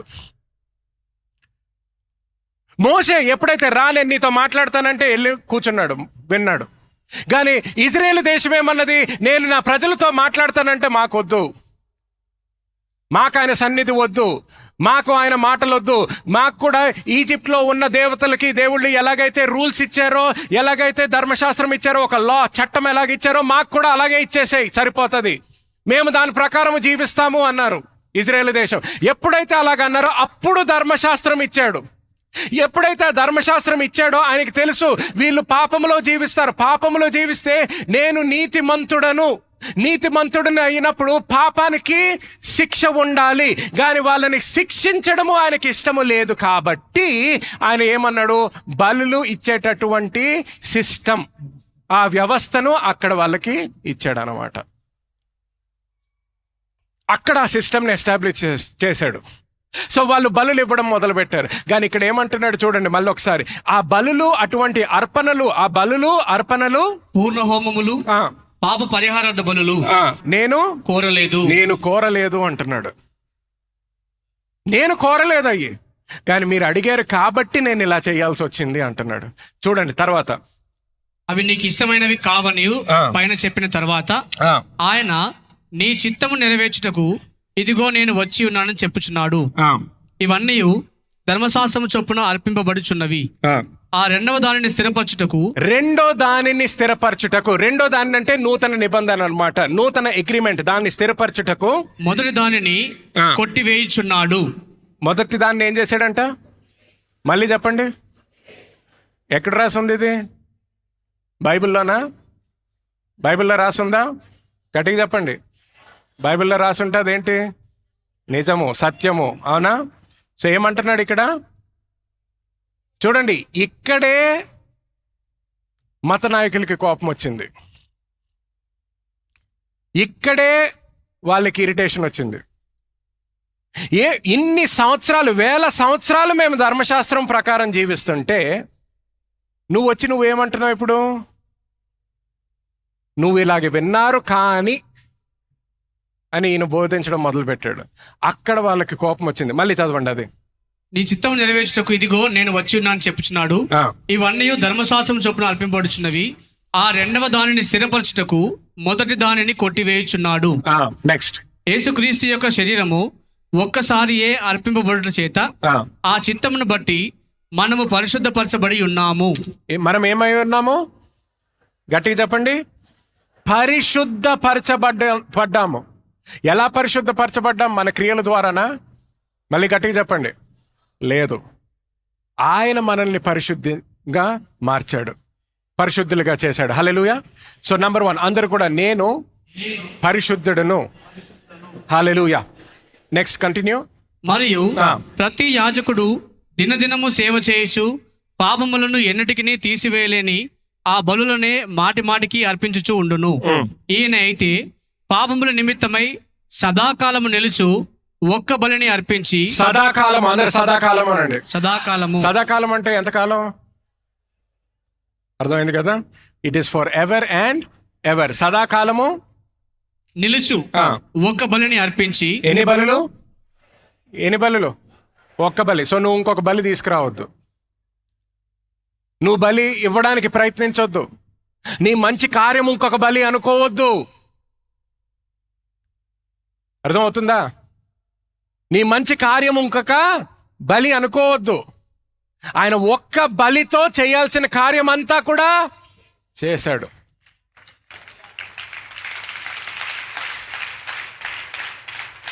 అందుకనే ఆయన రక్షకుడు, అందుకనే ఆయనని ఇంకెవరితో కూడా నువ్వు పోల్చలేవు. అనేక మంది నాయకులు ఉన్నారు, అనేక మంది మత నాయకులు ఉన్నారు, అనేక మంది పొలిటికల్ లీడర్స్ ఉన్నారు, అనేక మంది ఫిలాసఫర్స్ ఉన్నారు, అనేక మంది మంచి క్రియలు చేసిన వాళ్ళు ఉన్నారు. కానీ ఒక్క వ్యక్తి మాత్రమే ఆయన రక్తాన్ని ఇచ్చాడు. ఆ రక్తము ద్వారా మన పాపాలకి క్షమాపణ మనము పొందుకున్నాము. హల్లెలూయా. Continue please. అప్పటి నుండి తన శత్రువులు తన పాదములకు పాదపీఠముగా చేయబడు వరకు కనిపెట్టుచు దేవుని కుడి పార్శ్వమున ఆసీనుడాయెను. హల్లెలూయా. నెక్స్ట్ 14. ఒక్క అర్పణ చేత ఈయన పరిశుద్ధపరచబడు వారిని సదాకాలమునకు సంపూర్ణులుగా చేసి ఉన్నాడు. హల్లెలూయా. సదాకాలం ఏం చేశాడంట? సంపూర్ణులుగా చేసి. మళ్ళీ గట్టిగా చెప్పండి. సంపూర్ణులుగా చేసి ఉన్నాడు. ఇందాక 10వ మొదటి వచనంలో అనుకుంటా ఏమని చూసాము? పాత నిబంధనలో ఎవ్వరు కూడా సంపూర్ణులుగా మార్చబడలేదు. అర్థమైందా? ఇప్పుడు మనకేమవుతుందంటే కొంతమందికి పాత నిబంధన ప్రకారం ఆలోచిస్తాం, మతపరముగా ఆలోచిస్తాం. కాబట్టి ఇప్పుడు కూడా చాలా మంది క్రైస్తవులు నోబడీ ఈజ్ పర్ఫెక్ట్ అంటారు. ఎవరు పరిపూర్ణులు కాదంటారు. ఎవరు కూడా. ఎక్కడుంది అది? సదాకాలము సంపూర్ణులుగా. సో ఎవరు కూడా సంపూర్ణులు కాదు అంటారు. నోబడీ ఈజ్ పర్ఫెక్ట్ అంటారు. కానీ గమనించండి, యేసుక్రీస్తు అనలేదు అది. ఎవరనలేదు? యేసుక్రీస్తు అనలేదు. యేసుక్రీస్తు ఏమంటున్నాడు? యేసుక్రీస్తు చేసిన కార్యము బట్టి మనం ఏం తెలుసుకుంటున్నాం? ఇంగ్లీష్లో నేను చదువుతాను చూడండి. Put that verse in English. verse 14. For by the single offering he has forever, everyone say forever, forever completely, అందరు కంప్లీట్లీ అనండి, completely cleansed and perfected those who are consecrated and made holy. గమనించండి, those who are consecrated అంటే separate అయిన వాళ్ళు, ప్రత్యేకపడిన వాళ్ళు అన్నమాట. ఎంతమంది ప్రత్యేకపడిన వాళ్ళు? క్రీస్తులో ఉన్న వాళ్ళందరూ కూడా ప్రత్యేకపడిన వాళ్ళు. ప్రత్యేకపడిన వాళ్ళు మాత్రమే కాదు, కాన్సిక్రేటెడ్ అండ్ మేడ్ హోలీ అంటే పరిశుద్ధులుగా మార్చబడ్డారు. ఇందాకే మనం వచనం చదివాం కదా. ఎంతమంది పరిశుద్ధులు? చేతులు ఎత్తండి, ధైర్యంగా ఎత్తండి. ఓకే, సో క్రీస్తులో ఉన్న వాళ్ళందరూ కూడా పరిశుద్ధులు. హల్లెలూయా. సో చూడండి, నువ్వు ఒకటేమో కాన్సిక్రేట్ అయ్యావు, దేవుడు నిన్ను ప్రతిష్ఠించాడు. రెండోది ఏంటి? నువ్వు you have been made holy, పరిశుద్ధపరచబడ్డావు. అటువంటి ఆ కేటగిరీలో ఉన్న వాళ్ళ గురించి ఏమంటున్నాడు ముందర చూడండి. With a single offering he has forever completely cleansed. Cleansed అంటే ఏంటి? శుద్ధపరిచాడు అనమాట. He has cleansed and perfected. సంపూర్ణులుగా చేసి. పర్ఫెక్టెడ్ అంటే చూడండి, యు విల్ బి పర్ఫెక్ట్ అనట్లేదు. He has perfected you. సంపూర్ణులుగా చేసి ఉన్నాడు. హల్లెలూయా. సంపూర్ణులుగా చేసి ఉన్నాడు. సంపూర్ణులుగా చేసి ఉన్నాడు. చెయ్యబోతాడు కాదు, చేసి ఉన్నాడు. చేసి ఉన్నాడు అంటే ఇప్పుడు నువ్వు ఎలాగున్నావు? పర్ఫెక్ట్. అందరూ ఐఎమ్ పర్ఫెక్ట్ అనండి. I'm perfect in Jesus. హల్లెలూయా. చూడండి, అందుకని నూతన నిబంధన గురించి వచ్చేసేటప్పటికి 2 కొరింథీయులు 5:17 ఏమని ఉంటుంది? నువ్వు నూతన సృష్టిగా మార్చబడ్డావంట. గమనించండి, ఈ షర్ట్ డ్రై క్లీనింగ్కి వెళ్ళొచ్చింది. ఓకే, డ్రై క్లీనింగ్కి వెళ్ళొచ్చిన తర్వాత ఈ ముందర ఏ మరకలు అయితే ఉన్నాయో ఈ షర్ట్ మీద ఎక్కడన్నా మరకలు ఉండుంటే ఆ మరకలన్నీ కూడా వాళ్ళు డ్రై క్లీనింగ్ వాళ్ళు తీస్తారు, క్లీన్ చేస్తారు. క్లీన్ చేసి ఇప్పుడు ఈ కవర్లో వేశారు. చూడండి వాక్యంలో, go with me to Ephesians chapter 4 verse 24. Ephesians 4 verse 24. నీతియు యథార్థమైన భక్తియు గలవారై దేవుని పోలికగా సృష్టింపబడిన నవీన స్వభావమును ధరించుకొనవలెను. హల్లెలూయా. మళ్ళీ ఒకసారి చదవండి. నీతియు యథార్థమైన భక్తియు గలవారై దేవుని పోలికగా సృష్టింపబడిన వ్యక్తులు మీరు. హల్లెలూయా. చూడండి, ఇంగ్లీష్లో చదువుతాను. In the new living translation, Ephesians 4:24. Put on the new nature, created to be like God. దేవుని పోలికగా సృష్టింపబడినవారు. ఏంటి? Created to be like, truly righteous and holy. పక్కన ఉన్న వాళ్ళకి చెప్పండి, you are created to be like God అని. You are created to be like God. పక్కన వేరే వాళ్ళకి కూడా చెప్పండి, you are created to be like God. Ephesians 1:13 చూడండి. Ephesians 1:13 లో అంటాడు, in him you also trusted and have heard the word of truth, the gospel of your salvation, in whom you have also believed. You were sealed with the Holy Spirit. Okay, sealed with the Holy Spirit. So నువ్వు రక్షింపబడ్డప్పుడు నువ్వు పరిశుద్ధాత్మ దేవునితో seal అయ్యేవంట, ముద్రించబడ్డావు. Okay, ముద్రింపబడడం అంటే stamp. English లో ఇక్కడ seal అని ఉంటుంది. సీల్ అంటే you are sealed, you are encased, you are enveloped in it అన్నమాట. అందరికి అర్థమవుతుంది కదా?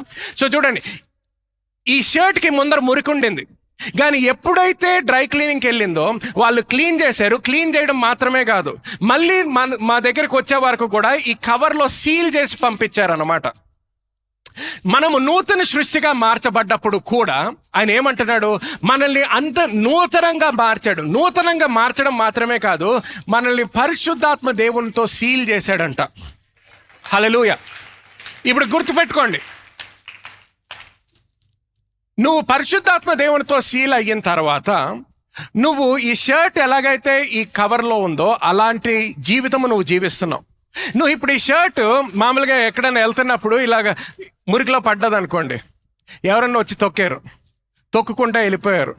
కానీ ఇప్పుడు ఇలా తొక్కినందుకు, లేకపోతే ఇలాగ మురికిలో పడ్డందుకు, లేకపోతే ఈ కార్పెట్ మీద ఎంత మురికి ఉందో నాకు తెలియదు, ఎంతమంది నడిచారో నాకు తెలియదు. ఓకే, ఇదంతా అయిన తర్వాత ఇలాగ అయినందుకు ఇప్పుడు వేసుకునే సమయం వచ్చేసేటప్పటికి దీన్ని ఉతుకుతారా? చెప్పండి, ఉతుకుతారా? ఎందుకు ఉతకరు?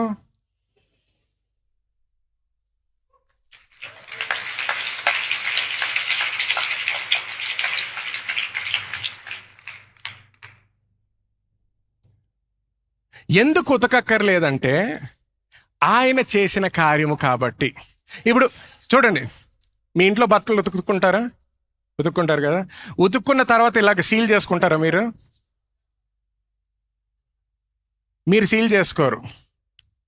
ఓకే, కానీ ఎప్పుడైతే డ్రై క్లీనింగ్కి పంపిస్తారో నువ్వు చేసిన కార్యం కాదు, నీ ఉతకడం కాదు ఇది. వాళ్ళు ఎప్పుడైతే ఉతుకుతారో ఇలా సీల్లో పంపిస్తారు. నువ్వు చేసిన కార్యములతో నువ్వు మార్చబడలేదు, కానీ ఎప్పుడైతే ఆయన పరిశుద్ధతతో, ఆయన రక్తముతో ఎప్పుడైతే నిన్ను మార్చాడో, ఎప్పుడైతే ఆయన రక్తముతో నిన్ను కడిగాడో, కడిగిన తరువాత ఏం చేశాడు? పరిశుద్ధాత్మ దేవునిని నీకు ఇచ్చాడంట. పరిశుద్ధాత్మ దేవుని యొక్క ఆశీర్వాదం పొందుకున్నావు. You are sealed with the Holy Spirit. పరిశుద్ధాత్మతో పూర్తిగా కప్పబడినావు నీవు. హల్లెలూయా.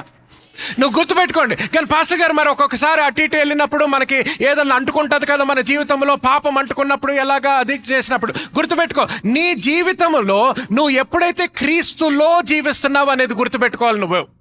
ఇంకొకటి, నువ్వు నూతన సృష్టిగా మార్చబడ్డప్పుడు ఆయన ఏమంటాడు? పాతవన్నీ గతించినవి, సమస్తము క్రొత్తవాయని అన్నాడు. కానీ నీ శరీరంలో ఏం మార్పు లేదు. నీ శరీరము ఎలాగున్నావో దానిలో ఎటువంటి మార్పు లేదు. సో అన్ని పాతవన్నీ గతించను, సమస్తము క్రొత్తవాయును అంటే దేని గురించి మాట్లాడుతున్నాడు? నీ ఆత్మ గురించి మాట్లాడుతున్నాడు. నీ ఆత్మ, నీ శరీరము గురించి మాట్లాడట్లేదు, నీ ఆత్మ గురించి మాట్లాడుతున్నాడు. కాబట్టి నువ్వు ఇప్పుడు చూడండి, ఇక్కడ నూనె ఉంది, నూనె కూడా దీని మీద ఇలా పడ్డందుకు ఇప్పుడు దీన్ని క్లీనింగ్ చేయాలా? క్లీన్ చేయక్కర్లేదు. ఎందుకు? నూనె ఎక్కడ పడ్డది? షర్ట్ మీద పడ్డదా? చెప్పండి. లేదు. సో ఉతకాలా ఇప్పుడు? ఉతకక్కర్లేదు. ఎందుకంటే బయట పాపం ఉన్నా కూడా లోపల మాత్రము నువ్వు you have been made perfect, సంపూర్ణంగా చేయబడ్డావు. చూడండి, సో అందుకనే ఇది అర్థం చేసుకో. అందుకని ఆయన ఏమన్నాడు? He has abolished sin. పాపాన్ని రద్దుపరిచాడు, అంతం చేశాడు. చూడండి, అంటే నీ ఆలోచన, ఎవరో తొక్కేశారు, అయ్యో ఇప్పుడు ఉతకాలా? పాత నిబంధన అలా చెప్తుంది నీకు. ఎందుకు? పాత నిబంధనకి కవర్ లేదు. సో తొక్కినప్పుడల్లా ఏమవుతుంది? నువ్వు ఉతుక్కోవాల్సి వస్తుంది. సో వాళ్ళు ఏం చేసేవారు? ప్రతి సంవత్సరం ఏం చేస్తున్నారు? బలిని తీసుకొస్తున్నారు. ప్రతి సంవత్సరం ఏం చేస్తున్నారు? ప్రతి సంవత్సరం. నూతన ఇప్పుడు కొంతమందికి ఎలాగైపోయిందంటే they have the residue of the old covenant and religion. ఆ పాత నిబంధన మతం యొక్క శేషం ఉండిపోయింది లోపల. చూడండి, కొంతమందికి ఈ వర్క్ ఫ్రమ్ హోమ్ ఇదంతా రాకముందర ఒక్కొక్కసారి కొన్ని సంవత్సరాలు ఒక స్కూల్కో కాలేజ్కో లేకపోతే ఆఫీస్కి వెళ్ళడం బాగా అలవాటు అయిపోయింది అనుకోండి, ప్రతిరోజు ఇంటి నుంచి. ఒక్కొక్కసారి ఇల్లు మారవచ్చు, లేకపోతే ఆఫీస్ మారినప్పుడు ఎప్పుడన్నా మళ్ళీ అదే పాత రోడ్లో వెళ్ళిపోవడం మొదలు పెడతారా? ఎవరికన్నా అలా జరిగిందా? ఎందుకు అవుతుంది ఒక్కొక్కసారి? ఎందుకంటే ఇంకా నీ మైండ్ ఉన్న రియాలిటీతో ఒక్కొక్కసారి మర్చిపోతుంది, ఇంకా పాత రోడ్లోనే వెళ్ళిపోతుంటాం, ఆలోచించకుండా పాత రోడ్లో వెళ్ళిపోతుంటాం. సో అలాగే మనకి కూడా కొన్నిసార్లు ఏమవుతుందంటే పాపము గురించి ఆలోచించినప్పుడు ఇంకా పాత నిబంధన ప్రకారం ఆలోచిస్తుంటారు. పాత నిబంధన ప్రకారం కాదు. యేసు క్రీస్తు యొక్క సంపూర్ణత నిజంగా తెలుసుకోవాలంటే స్వస్థతల దగ్గర కాదు. ఆయన సంపూర్ణత గుర్తుపెట్టుకోండి. స్వస్థతలు చేసి వెళ్ళిపోయాడనుకో, పాత నిబంధనకి క్రొత్త నిబంధనకి ఏంటి తేడా చెప్పండి నాకు. కొన్ని మంచి బోధలు చెప్పేసి వెళ్ళిపోయిండుంటే ఏం మారేది మన జీవితంలో? యోహాను కూడా మంచి బోధలు చేశాడు కదా, ప్రవక్తలు మంచి మాటలు మాట్లాడారు కదా, దేవుని కొరకు మాట్లాడారు కదా. కానీ యేసుక్రీస్తు ప్రత్యేకముగా ఎందుకు రావాల్సి వచ్చింది? ఎందుకంటే ఎవరికి కూడా ఒక నూతన నిబంధన స్థాపించేటటువంటి శక్తి లేదు. ఆయన సంపూర్ణతలో మనము జీవించాలంటే, ఆ సంపూర్ణత మనం సరిగ్గా అర్థం చేసుకోవాలంటే, నూతన నిబంధన అర్థము చేసుకోకుండా ఆ సంపూర్ణత నువ్వు అర్థం చేసుకోలేవు, సంపూర్ణతలో నువ్వు జీవించలేవు. కానీ ఎప్పుడైతే ఆయన రక్తముతో ఏం చేశాడో నువ్వు తెలుసుకున్నప్పుడు, చూడండి, చాలా మందికి తెలుసు సిలువ మీద మరణించాడు, సిలువ మీద మరణించాడు. కానీ మరణించి మళ్ళీ 3 రోజుల తర్వాత తిరిగి లేవక ముందర ఆ 3 రోజుల్లో జరిగినటువంటి క్రియల గురించి నేను మాట్లాడుతున్నాను ఇప్పుడు. ఆ మర్మము గురించి మనము తెలుసుకోకపోతే, ఆ సత్యము మనం తెలుసుకోకపోతే, ఆయన ఏం స్థాపించాడో అది మనం తెలుసుకోము. నూతన నిబంధనకు ఉన్న శక్తి మనము తెలుసుకోము. నూతన నిబంధనకు ఉన్న శక్తి మనము తెలుసుకోకపోతే మన జీవితాల్లో ఏమవుతుంది? మళ్ళీ యేసుక్రీస్తుని నమ్ముతున్నావా అంటే నమ్ముతున్నాను, విశ్వసిస్తున్నావా అంటే విశ్వసిస్తున్నాము అంటాము. కానీ మనం ఇంకా పాత నిబంధనలాగే మనము ఆలోచిస్తుంటాం. పాత నిబంధనలాగే ఆలోచించి మనము జీవించామనుకోండి, ఆయన సంపూర్ణతలో మనము జీవించలేము. అర్థమైతే ఒకసారి గట్టిగా హల్లెలూయా అనండి. చూడండి, యోహాను సువార్త 1వ అధ్యాయానికి త్వరగా వెళ్దాం ఒకసారి. John chapter 1. ఇందాక నేను అన్నాను కదా, పాస్టర్ గారు మరీ అలాగా మనం పర్ఫెక్ట్ అయిపోయామని చెప్తే ఎలా పాస్టర్ గారు? మరి మనం దేవునికి మనకి ఇంకా డిఫరెన్స్ ఏంటి? దేవుడు కదా పర్ఫెక్ట్, మనం పర్ఫెక్ట్ కాదు కదా. చూడండి, యోహాను సువార్త 1వ అధ్యాయము, లెట్ us read verse 12. తన్ను ఎందరు అంగీకరించిరో వారికందరికి, అనగా తన నామమునందు విశ్వాసం ఉంచిన వారికి దేవుని పిల్లలగుటకు ఆయన అధికారము అనుగ్రహించెను. స్టార్టింగ్ మళ్ళీ చదవండి. తన్ను ఎందరు అంగీకరించిరో. ఎంతమంది అంగీకరించారు? చేతులెత్తండి. ఓకే, సో ఇప్పుడు ఈ వచనం ఎవరి గురించి మాట్లాడుతుంది? అందరూ నా గురించి అనండి. ఓకే, సో మీ గురించి. సో ఎందరైతే అంగీకరించారో వాళ్ళకి ఎటువంటి హక్కునిచ్చాడు? దేవుని పిల్లలు. ఎవరి పిల్లలు ఇప్పుడు మీరు? గట్టిగా చెప్పండి. ఓకే, దేవుని పిల్లలు. సో దేవుని పిల్లలు అంటున్నప్పుడు మీ తల్లిదండ్రుల గురించి మర్చిపోమని కాదు. మీరు మీ తల్లిదండ్రుల పిల్లలు కూడానా? అవునా కాదా? అవును. కానీ కేవలము శారీరకముగా. అర్థమవుతుందా? ఇక్కడ ఏమంటున్నాడు? మీరు దేవుని పిల్లలు అంటున్నాడు.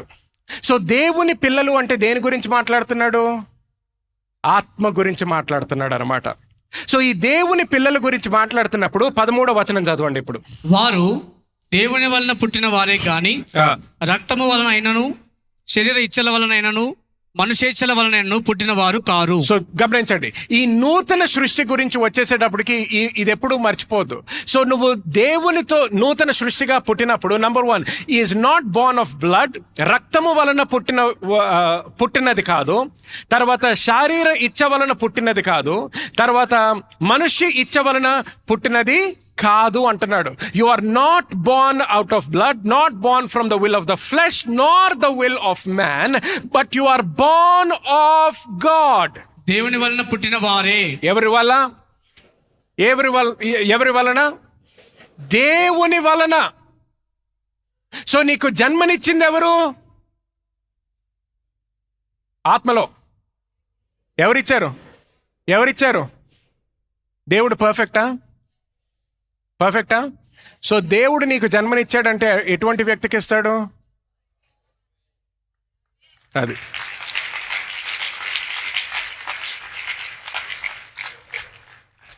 సమస్య ఏంటంటే చాలామంది క్రైస్తవులు వాళ్ళు దేవుని బిడ్డలు అనేది మర్చిపోయి వాళ్ళ తల్లిదండ్రుల బిడ్డలు అనేది ఎక్కువ గమనిస్తారు. అంటే ఏంటి, శారీరకంగా ఎక్కువ ఆలోచిస్తున్నారు. ఆత్మ కన్నా శారీరకంగా ఎప్పుడైతే నువ్వు ఆలోచించడం మొదలు పెడతావో నువ్వు దేవుని యొక్క కృప అర్థం చేసుకోవు, దేవుని యొక్క గుర్తింపు నువ్వు సరిగ్గా అర్థం చేసుకోవు అనమాట. ఎప్పుడైతే దేవుని యొక్క కృప నువ్వు సరిగ్గా అర్థం చేసుకోకపోతే ఇప్పుడు ఏం పొందుకోలేవు, ఆయన సంపూర్ణత నువ్వు పొందుకోలేవు. అర్థమవుతుందా అందరికీ? సో గుర్తుపెట్టుకోండి, నువ్వు ఒక నూతన సృష్టిగా మార్చబడ్డావు. నూతన సృష్టిగా మార్చబడ్డావు అంటే ఇది నీ శరీరము ద్వారా వచ్చినది కాదు, మనిషి ఇచ్చ వలన కాదు, రక్త వలన కూడా కాదు. కానీ దేని వలన? దేవుని వలన. అందరూ దేవుని వలన అనండి. దేవుని వలన నీకు జన్మ ఇవ్వబడ్డది. So when you are created by God, దేవుని ద్వారా సృష్టించబడినప్పుడు you are perfectly created by God. దేవుని ద్వారా సంపూర్ణంగా సృష్టించబడి. హల్లెలూయా. అందుకని యేసుక్రీస్తు ఏమన్నాడు? నేను తండ్రి దగ్గరికి వెళ్ళిపోయిన తర్వాత మీరు దీనికన్నా గొప్ప కార్యములు చేయగలరు అన్నాడు. దీనికన్నా గొప్ప కార్యములు ఎలా చేయగలుగుతావు? నీకు ఆ సంపూర్ణత లేకపోతే, నువ్వు పర్ఫెక్ట్గా లేకపోతే, క్రీస్తులాగా నువ్వు ఉండకపోతే ఎలాగ చేయగలుగుతావు ఆయన చేసిన కార్యములు? కానీ గమనించండి, మతము ఎంతో కాలము అనేక మందికి ఏం చెప్పింది? నువ్వు క్రీస్తులాగా కాదు, నువ్వు క్రీస్తులాగా కాదు, నువ్వు క్రీస్తులాగా కాదు. ఆయన పరిశుద్ధుడు, నువ్వు పాపివి. ఆయన పరిశుద్ధుడు, నువ్వు పాపివి. ఆయన నీతిమంతుడు, నువ్వు పాపివి. పాపివి పాపివి అనగానే అందరూ క్రైస్తవులు కూడా ఎక్కువ మంది ఏంటి, మోస్ట్ పర్సెంటేజ్ ఏమని నమ్ముతారు? వాళ్ళు నీతిమంతులను నమ్ముతారా, పాపులను నమ్ముతారా? పాపులను నమ్ముతారు. పాపులను నమ్ముతారు. పాపులని నమ్ముతారు కాబట్టి ఆ సంపూర్ణత వాళ్ళు పొందుకోలేకపోతున్నాము. ఒక సంఘముగా, నేను సంఘముగా అంటే ఉత్తి న్యూ సిటీ చర్చ్ అనట్లేదు, క్రైస్తవ సంఘముగా వరల్డ్ వైడ్ ఇండియాలో అంతా కూడా సంఘముగా ఆ సంపూర్ణతలో ఎందుకు నడవలేకపోతున్నాము? ఆ అద్భుత కార్యముల్లో ఎందుకు నడవలేకపోతున్నాము? ఆ కృప ఎందుకు పొందుకోలేకపోతున్నాము? నీతి మంతులుగా ఎందుకు జీవించలేకపోతున్నాము? పాపాన్ని ఎదిరించి మనము ఓడించి ఎందుకు జీవించలేకపోతున్నాము? ఎందుకంటే ఆ కృప మనం సరిగ్గా అర్థం చేసుకోవట్లేదు, పొందుకోవట్లేదు. ఏమవుతుంది? యేసుక్రీస్తుని చూస్తున్నాము, లేకపోతే ఒక స్క్రీన్ మీద ప్యాషన్ ఆఫ్ ద క్రైస్ట్ ఒక వీడియో, ఒక క్లిప్ వేస్తే అది చూసి కదిలింపబడతాం. ఇప్పుడు నేను ఒక నిమిషం ప్రొజెక్షన్ టీం వాళ్ళని ఏమన్నాను అనుకోండి, ప్యాషన్ ఆఫ్ ద క్రైస్ట్ నుంచి ఒక 2 నిమిషాల క్లిప్ ఏడవడం మొదలు పెడతారు. కానీ ఆయన ఎందుకు బలిగా అక్కడ మరణించాడు? ఆయన బలిగా మరణించక ముందరకి, బలిగా మరణించిన తర్వాతకి ఎటువంటి తేడా లేకపోతే ఎందుకు ఆ బలి? మన కళ్ళల్లో నీళ్లు రావడానికి కాదు కదా, మన జీవితాలను మార్చడానికి వచ్చాడు ఆయన. ఒక రక్షకుడిగా వచ్చాడు. ఏదైతే మనము చేయలేమో అది చేసి చూపించడానికి వచ్చాడు. ఏ మహిమలో అయితే మనము దేవుడు మనల్ని సృష్టించాడో, ఏ మహిమలో, ఏ శక్తిలో, ఏ ఏ ఏ ఘనముతో మనము జీవించాలో అది పోగొట్టుకున్నాము. కానీ మొదటి ఆదాముతో ఏదైతే పోగొట్టుకున్నామో మళ్ళీ అది తిరిగి మనకి ఇవ్వడానికి వచ్చాడు.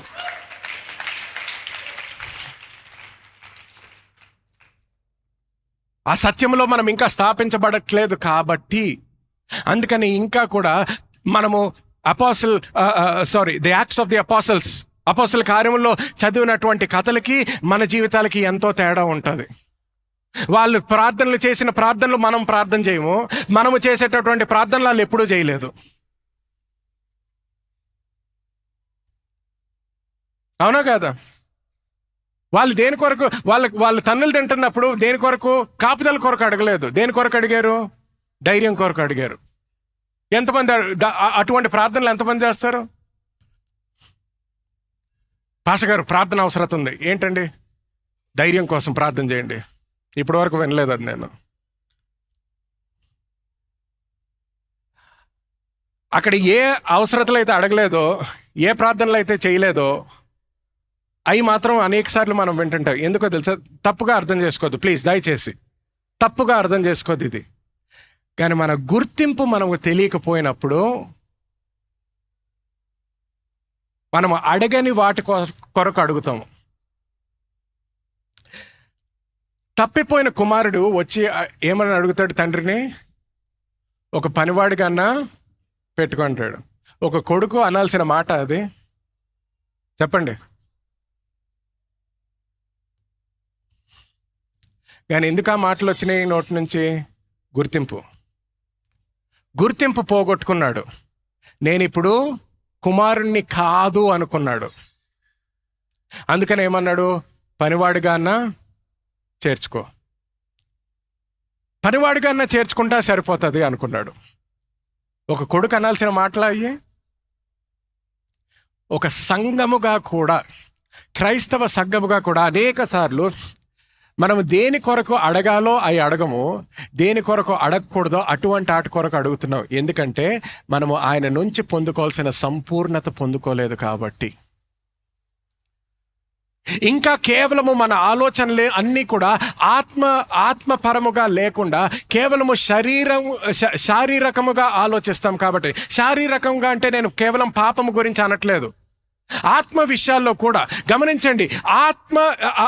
ఆత్మలో ఉన్నటువంటి సత్యము నువ్వు పొందుకోవాలంటే అది కేవలం నీ మనసుతో పొందుకునేది కాదు, ఆత్మతో పొందుకోవడం నేర్చుకోవాలి.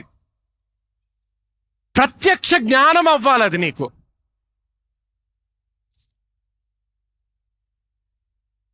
చూడండి, పేతురు యేసుక్రీస్తు ఏమన్నాడు? నేను ఎవరిని అంటే అన్ని ఎగ్జాంపుల్స్ ఇస్తారు. నువ్వు ప్రవక్త, నువ్వు ఏలియా అంటున్నారు, నువ్వు ఎర్మియా అంటున్నారు, ఇదంతా. ఆఖరికి నువ్వు ఏమంటావు? నువ్వేమని గుర్తిస్తున్నావు? అప్పుడు పేతురు ఏమంటాడు? నువ్వు Kristu, you are the Christ, the son of the living, you are the son of the living God అన్నప్పుడు ఏ ఉదాహరణతో నేర్చుకున్నాడు అది? ఎవరన్నా ఉదాహరణ ఇచ్చారా అక్కడ? ఎవరన్నా కథ చెప్పారా? కథ చెప్పడంతో నేర్చుకోలేదు అది, ఉదాహరణ వల్ల తెలుసుకోలేదు అది. ఆ ప్రశ్న అడగగానే ఎవరి దగ్గరికి వెళ్ళి ఒక ఎగ్జాంపుల్ ఇవ్వండి దీని గురించి నేను తెలుసుకుంటానంటే అప్పుడు ఎవరో ఏదో చెప్తే తెలిసి ఉన్నది కాదు, ప్రత్యక్ష జ్ఞానముతో తెలుసుకున్నాడు. ప్రత్యక్ష జ్ఞానముతో తెలుసుకున్నాడు. సత్యంలో నువ్వు స్థాపించబడము అంటే కేవలము కథలు వినడము కాదు, ఉదాహరణలు తెలుసుకోవడము కాదు. నువ్వు ఎటువంటి పరిస్థితికి రావాలంటే ఉదాహరణ లేకపోయినా కూడా నువ్వు వాక్యములో ఆ సత్యము చదువుతున్నావు కాబట్టి ఆ సత్యములో నుంచి రావాల్సిన ప్రత్యక్ష జ్ఞానము నువ్వు పొందుకోగలగాలి. ఆ ప్రత్యక్ష జ్ఞానము పొందుకోగానే యేసుక్రీస్తు ఏమన్నాడు పేతుర్ని? యు ఆర్ బ్లెస్డ్ అంటాడు. యు ఆర్, చూడు అక్కడ, దేవా నాకు ఆశీర్వాదం కావాలి అన్నాడా? అడగక్కర్లేదు నువ్వు.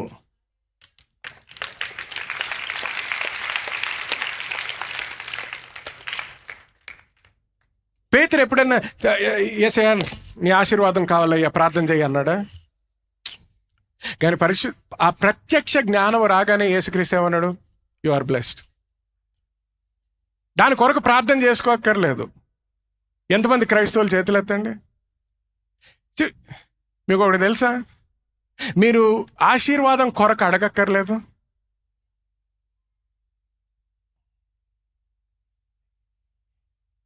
మీరు ఆశీర్వదించబడిన వ్యక్తులు.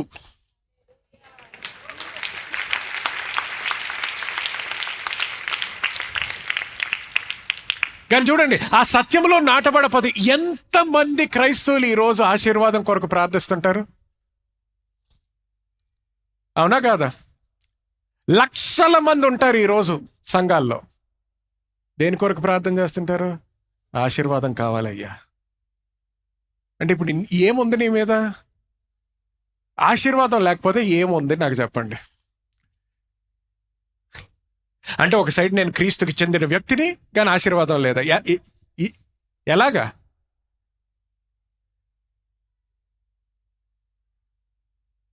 ఇప్పుడు నా కొడుకు వచ్చాడు మీ దగ్గరికి, నా కూతురు వచ్చింది అనుకోండి, మాకు తినడానికి అన్నం లేదంటే మీరు నమ్ముతారా?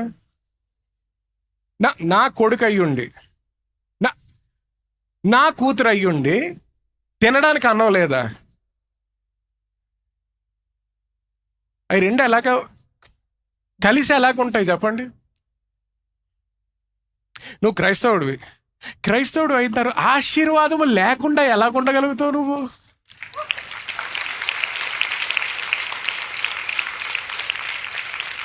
పాప క్షమాపణ లేకుండా ఎలాగుండగలుగుతావు నువ్వు? నీతిమంతుడివి కాకుండా ఎలాగుండగలుగుతావు? అది అసాధ్యము.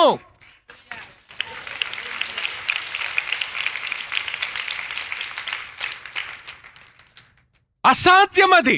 కానీ మత్తము ఏం చేస్తుందంటే సాతాను వచ్చేదే మోసగించడానికి. కానీ నువ్వు సంఘంలో కూర్చున్నప్పుడల్లా ఆ కథ బాగలేదు, ఈ కథ బాగలేదు, ఇంకొక కథ చెప్తే బాగుంటుంది, నిద్ర వస్తుంది, ఇది అనేటప్పటికి మంచిగా మోసం చేస్తాడు. మోసం చేసేటప్పటికి ఏమవుతుంది, పాత నిబంధనలో వాళ్ళు ఎలాగైతే బలులు తీసుకొస్తూ ఉన్నారో నువ్వు కూడా నీ ప్రార్థనలు అలాగే తీసుకొస్తూ ఉంటావు.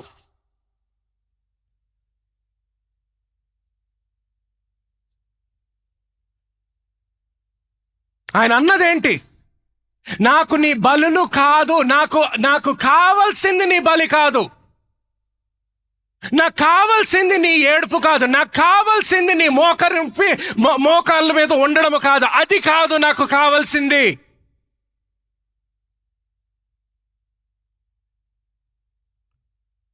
నాకు కావాల్సింది నువ్వు నా పరిపూర్ణతలో ఉండడము నాకు కావాల్సింది. అందుకనే నువ్వు అడగకపోయినా నా కుమారుడిని నీ కొరకు పంపించాను.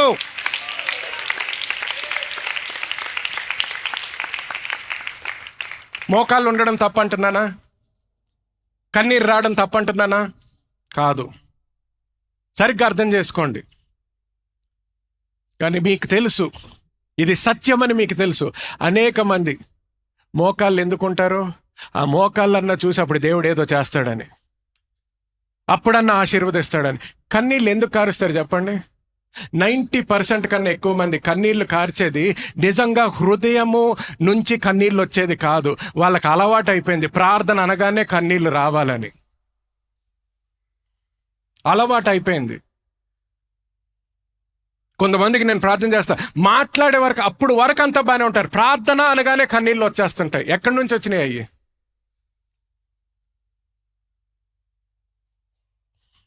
ఇప్పుడు దేవుడు మనకి ఉత్తరం రాస్తుంటే, లేకపోతే ఇప్పుడు దేవుడు మనతో మాట్లాడుతుంటే అప్పుడు ఎలాగన్నాడో, నాకు బలులు కాదు నేను ఆశించేది అంటాడో, అలాగే నేను నీ కన్నీరు కాదు నేను ఆశించేది అని చెప్తాడు దేవుడు.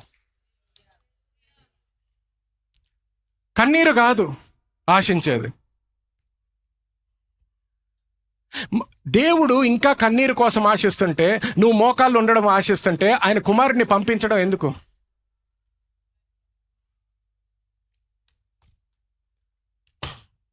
ఆయన అక్కడే పరలోకంలో ఉండాల్సింది, మనం ఇక్కడే ఈ పాపంలోనే అది కొనసాగేది మన జీవితాల్లో.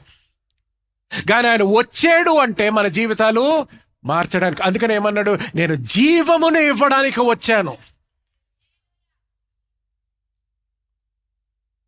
జీవమును ఇవ్వడానికి వచ్చాను అన్నాడు. అది ఎటువంటి జీవము? సమృద్ధి అయిన జీవం. మతాన్ని ఇవ్వడానికి రాలేదు, జీవమును ఇవ్వడానికి వచ్చాను. మీటింగ్లు ఇవ్వడానికి రాలేదు. ఆ జీవము ఎప్పుడైతే పొందుకుంటామో ఆ సంపూర్ణతలో మీరు ఉండాలి అని వచ్చాను అంటున్నాడు. హల్లెలూయా. దేవునికి ఒకసారి గట్టిగా చప్పట్లు కొడదాం.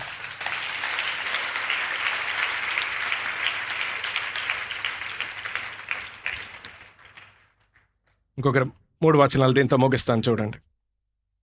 ఇందాక హెబ్రీయులకి రాసిన పత్రిక 10వ అధ్యాయానికి వెళ్ళాము.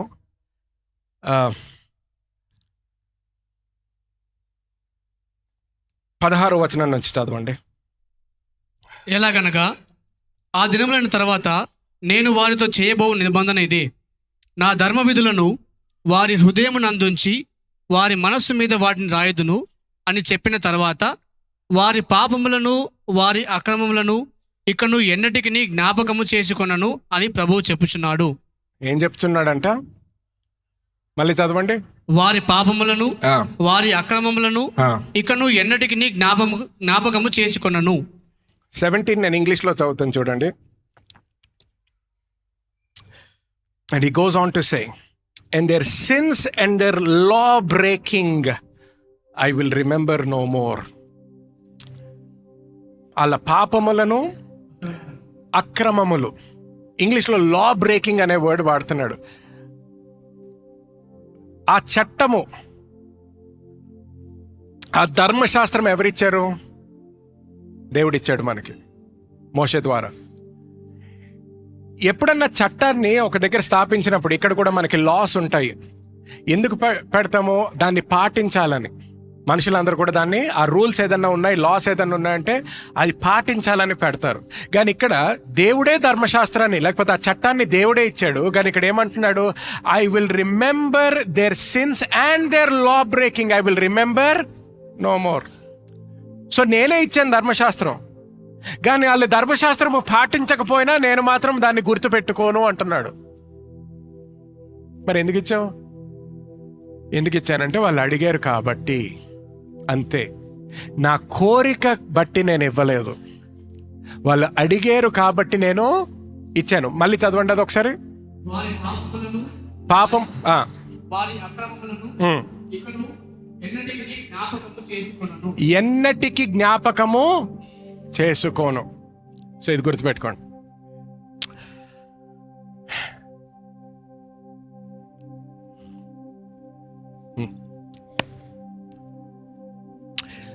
పాత నిబంధనలో పాపం చేసినప్పుడల్లా నీ బలి నువ్వు తీసుకెళ్తున్నావు. బలి అసలు ఎందుకు తీసుకొస్తున్నావు? పాపము గురించి. పాపము లేకపోతే బలి అవసరత ఉన్నదా? చెప్పండి. లేదు. బలి ఉన్నదే ఎందుకు? పాపము ఉన్నది కాబట్టి. అందుకనే ఆ సిస్టమ్ ఆఫ్ సిన్ని హీ అబాలిష్డ్ అని ఉంది, ఇందాక చదివాం చూడండి. అందుకని ఇక్కడ ఏమంటున్నాడు? I will remember their sin no more. పాపాన్ని ఏం చేస్తాడంట? గుర్తు తెచ్చుకోడంట, మర్చిపోతాడంట. సో పాపాన్నే మర్చిపోయాడంటే ఇప్పుడు నువ్వు తీసుకొచ్చేటటువంటి బలి అవసరత ఉన్నదా? లేదు. ఎందుకు పాపాన్ని మర్చిపోతున్నాడు? గుర్తు తెచ్చుకోను అని ఎందుకు అంటున్నాడు? ఎందుకంటే నువ్వు చేసిన పాపానికి యేసుక్రీస్తు యొక్క రక్తము ఇవ్వబడ్డది కాబట్టి.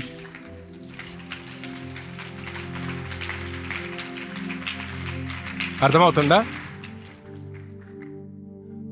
సో ఇప్పుడు అలవాటు చొప్పున కొంతమంది ఏం చేస్తారు? దేవా, నేను నిన్న రాత్రి చేశాను కదా పాపం, దానికి నేను పశ్చాత్తాపడుతున్నాను అని మాట్లాడడం మొదలు పెడతారు. నేను పశ్చాత్తాపడొద్దు అనట్లేదు, దాని గురించి మాట్లాడతాను. కానీ గుర్తుపెట్టుకోండి, ఫస్ట్ నువ్వు దేవా పోయిన నెల, పోయిన వారం, మొన్న, నిన్న రాత్రి, ఈరోజు పొద్దున్న సంఘంలో కూర్చున్న తర్వాత బోధించుతున్నప్పుడు చేసిన పాపాలు నన్ను క్షమించంటే, దేవుడు నువ్వు ఏ పాపం గురించి మాట్లాడుతున్నావో కూడా దేవునికి తెలీదు.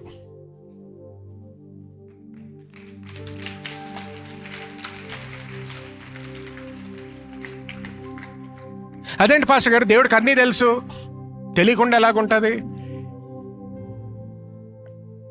తెలియకుండా ఎలాగుంటుంది తెలుసా? ఎందుకంటే ఆయన మాట విడుదల చేశాడు. ఆయన మాట విడుదల చేసి ఏమన్నాడు? I will remember your sins no.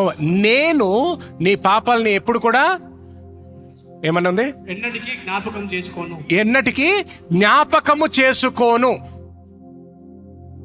I will remember them no more. If God says he will remember them no more, because he said he will remember them no more, he will not remember them no more. ఆయన జ్ఞాపకము చేసుకోను అంటున్నాడు కాబట్టి జ్ఞాపకము చేసుకోడు. So జ్ఞాపకము చేసుకోకపోతే నువ్వు ఏదన్నా పాపం గురించి మాట్లాడితే ఏ పాపం గురించి మాట్లాడుతున్నట్టు అని తెలీదు. అదేంటి పాస్టర్ గారు, అలా కాదు, మీరు తప్పు చెప్తున్నారు. గుర్తుపెట్టుకో. సరే, సపోజ్ ఆయనకి జ్ఞాపకం ఉందనుకుందాం. సపోజ్ జ్ఞాపకం ఉందంటే మరి పాత నిబంధనకి కొత్త నిబంధనకి ఏంటి తేడా?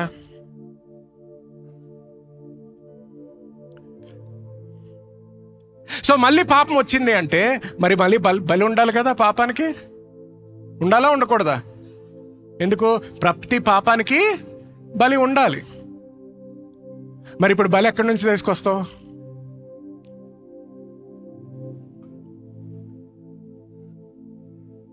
నీ కార్యములు సరిపోవు. నువ్వు ఎటువంటి బలి తీసుకొచ్చినా అది సరిపోదు. అందుకనే యేసుక్రీస్తు ఎప్పుడైతే మన కొరకు మరణించాడో, మన జీవిత కాలము ఆయన రక్తము ఎక్కడైతే అవసరత ఉన్నదో ఒకేసారి ఆ రక్తము మన కొరకు విడుదలయ్యింది. ఆ రక్తము విడుదలయ్యింది. నెక్స్ట్ వర్స్ చదవండి. వీటి క్షమాపణ ఎక్కడ కలుగునో అక్కడ పాప పరిహారార్థ బలి ఇకను ఎన్నడును ఉండదు. ఎన్నడును ఉండదు. నెక్స్ట్. సహోదరులారా, యేసు మన కొరకు ప్రతిష్ఠించిన మార్గమున అనగా నూతనమైనదియు జీవము గలదియు ఆయన శరీరము అను తెర ద్వారా ఏర్పరచబడినదియునైన మార్గమున ఆయన రక్తము వలన పరిశుద్ధ స్థలమునందు ప్రవేశించుటకు మనకు ధైర్యము కలిగి ఉన్నది కనుక. హల్లెలూయా. ఎక్కడికి వెళ్ళడానికి? ఇప్పుడు ఒకసారి ఆలోచించండి. పరిశుద్ధ స్థలంలోకి ఇప్పుడు వరకు ఎవరు వెళ్ళారు? పాత నిబంధనలు ఎవరు వెళ్ళారు? ప్రధాన యాజకుడు వెళ్ళాడు, అంతే. వాళ్ళకొక్కరికే ఉండింది పర్మిషన్. యేసుక్రీస్తు వచ్చిన తర్వాత ప్రధాన యాజకుల తర్వాత ఎవరు వెళ్ళారు? యేసుక్రీస్తు మాత్రమే. కానీ ఇప్పుడు యేసుక్రీస్తు వెళ్ళాడు కాబట్టి ఇక్కడ చూడండి ఏమంటున్నాడు. With us let us come draw near, verse 19. Therefore brethren, since we all have full freedom, అందరూ ఫుల్ ఫ్రీడమ్ అనండి, and confidence. చూడండి, ఫ్రీడము ఇంకా కాన్ఫిడెన్స్ దేని కొరకు ఉంది? To enter in to the holies of holies. అంటే ఇప్పుడు వరకు యేసుక్రీస్తు వెళ్ళిన స్థలానికి వెళ్ళడానికి ఇప్పుడు ఎవరికి అర్హత ఉన్నది? ఎవరికున్నది? కానీ గమనించండి, ఇక్కడ ఏమంటున్నాడు? ముందర పాత నిబంధనలో ప్రధాన యాజకుడు కూడా వెళ్తున్నాడంటే ఆయనకి అర్హత ఎలాగొచ్చింది? కేవలము పశువుల యొక్క రక్తము వలన, అందుకే వెళ్ళగలిగాడు. కానీ ఇప్పుడు నూతన నిబంధనకు వచ్చేసేటప్పటికి ఇక్కడ చూడండి, we have the confidence to enter in to the holies of holies not by your works. నీ కార్యముల ద్వారా కాదు. ఈ వారం అంతా కూడా నేను చాలా పరిశుద్ధంగా ఉన్నాను పాస్టర్ గారు, సో పరిగెత్తుకుంటూ రాగలుగుతాను చర్చ్కి. ఏమంటున్నాడు? By the power and virtue in the blood of Jesus. యేసు రక్తంలో ఉన్న శక్తిని బట్టి, ప్రభావాన్ని బట్టి. సో గుర్తుపెట్టుకోండి, ప్రధాన యాజకుడు అంటే కేవలం అక్కడ ఉండి నుంచొని ప్రసంగించేవాళ్ళు కాదు. నూతన నిబంధనలో మనం అందరము కూడా we are kings and priest to the most high God. రాజులము, యాజకులము సర్వోన్నతమైన దేవునికి. హల్లెలూయా. సో గమనించండి, కొంతమంది ఏమనుకుంటారంటే వాళ్ళు చేసిన కార్యములు బట్టి అక్కడ పరిశుద్ధ స్థలం అక్కడంటే కొంతమంది అనుకుంటారు, అబ్బో నేను చాలా దూరంగా ఉన్నాను పాస్టర్ గారు దేవునికి, నేను చాలా పాపాలు చేశాను పాస్టర్ గారు, చూశాను, ఏదైతే అనకూడదో అటువంటి మాటలు మాట్లాడాను, ఏ కార్యాలు అయితే చేయకూడదో అది చేశాను. సో ఇప్పుడు వాళ్ళ మనసులో వాళ్ళు ఏమనుకుంటున్నారు? పరిశుద్ధ స్థలానికి దూరం అయిపోతున్నాను. నేను నీతిమంతుడిని కాదు, నేను పాపంలో జీవించాను. ఇప్పుడు ఏమనుకుంటారు? మళ్ళీ తిరిగి ఆ పరిశుద్ధ స్థలానికి వెళ్ళాలంటే వాళ్ళ క్రియల ద్వారా మళ్ళీ వెనకాలకి వెళ్ళాలి అనుకుంటారు. ఇది నూతన నిబంధన యొక్క మర్మము. ఇది నూతన నిబంధన యొక్క కృప. నువ్వు మళ్ళీ ఇక్కడ నుంచి అక్కడికి వెళ్ళేది నీ క్రియల వల్ల కాదు. ఈ ఉదాహరణలో కూడా నేను సరిగ్గా చూపించలేను, ఎందుకంటే నేను మళ్ళీ ఇక్కడ నడుచుకుంటూ వెళ్తున్నాను. కానీ నూతన నిబంధన వచ్చేసేటప్పటికి ఆత్మలో ఉన్నటువంటి సత్యం ఏంటంటే, యేసుక్రీస్తు చేసిన కార్యము వలన నువ్వు యేసుక్రీస్తులో ఉన్నావు కాబట్టి నువ్వు ఎక్కడో ఉండడము కాదు, నువ్వు ఇప్పుడు యేసుక్రీస్తుతో పాటు పరిశుద్ధ స్థలములో ఉన్నావు. సో నీ శరీరములో ఒక్కొక్కసారి నేను దేవుని సన్నిధికి దూరంగా అయిపోయాను అని అనిపించినా కూడా అక్కడ ఏమంటున్నాడు? We have the full freedom. అందరూ ఫుల్ ఫ్రీడమ్ అనండి. చూడండి, నా పిల్లలకి ఫుల్ ఫ్రీడమ్ ఉంటుంది. ఒక్కొక్కసారి మీరు నాతో ప్రార్థన చేయించుకుంటూ ఉంటారు, అక్కడ కూడా వచ్చేలాగా అంటుంటారు, డాడీ ఒక్కొక్కసారి ఆగండి అమ్మా అని చెప్పాల్సి వస్తుంది. ఎందుకు? నేను కేవలం శరీరంలో ఉన్నాను. ఒకరితో మాట్లాడుతుంటే ఇంకొకరితో మాట్లాడలేను. కానీ మన తండ్రి అటువంటి తండ్రి కాదు. నువ్వు ఇక్కడ డాడీ అన్నా కూడా ఇక్కడ మాట్లాడుతుంటాడు, ఇక్కడ కూడా మాట్లాడగలడు, ఇక్కడ కూడా మాట్లాడతాడు, ఇక్కడ మాట్లాడతాడు, ఎక్కడ ఉన్నా నీతో మాట్లాడగలుగుతాడు.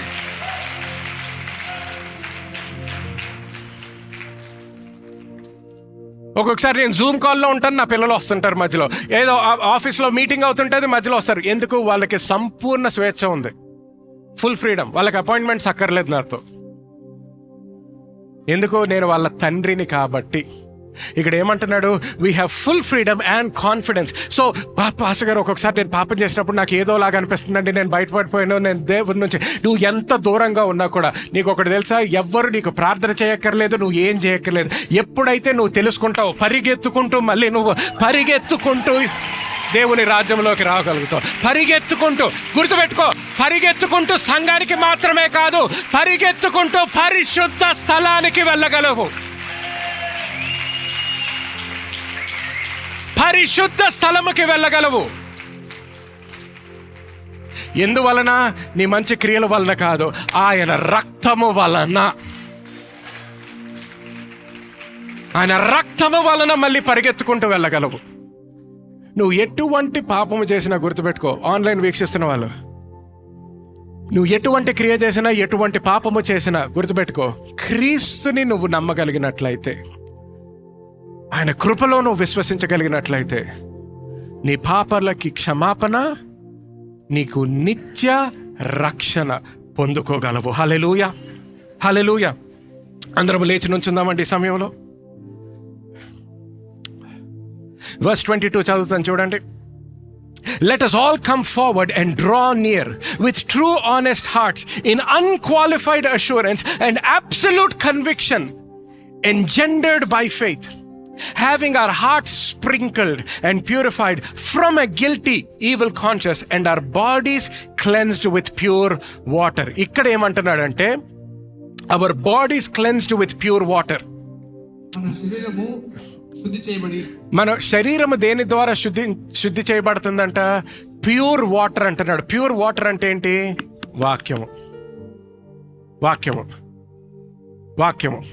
సో నీ కాన్షియన్స్, నీ మనస్సాక్షి, నీ ఆత్మ, ఇవన్నీ కూడా యేసుక్రీస్తు యొక్క రక్తము ద్వారా క్లీన్ అయినాయి, క్లెన్స్ అయినాయి, శుద్ధింపబడ్డాయి. కానీ నీ శరీరము వచ్చేసేటప్పటికి, నీ మనసు వచ్చేసేటప్పటికి, నీ అలవాట్లు వచ్చేసేటప్పటికి, నీ మాటలు వచ్చేసేటప్పటికి, నీ తలంపులు వచ్చేసేటప్పటికి ఇక్కడ ఏమంటున్నాడు? వాక్యం అవసరం నీకు, వాక్యం అవసరం నీకు. ఎందుకంటే ఆ వాక్యం లేదంటే సాతాను నిన్ను మోసగించగలడు. ఆ వాక్యము లేదు అంటే నువ్వు తప్పు మార్గంలో వెళ్ళడానికి అవకాశం ఉంటుంది. కానీ ఎప్పుడైతే నీకు వాక్యము ఉంటుందో నీ జీవితంలో, చూడండి, ఇందాక అన్నాను కదా, ముందర ఒక ఉద్యోగం ఉండేది, ఇప్పుడు కొత్త ఉద్యోగం వచ్చేటప్పటికి ఆ కొత్త రూల్స్, కొత్త టైమింగ్స్, కొత్త రెస్పాన్సిబిలిటీస్ నేర్చుకోవాల్సి వస్తుంది.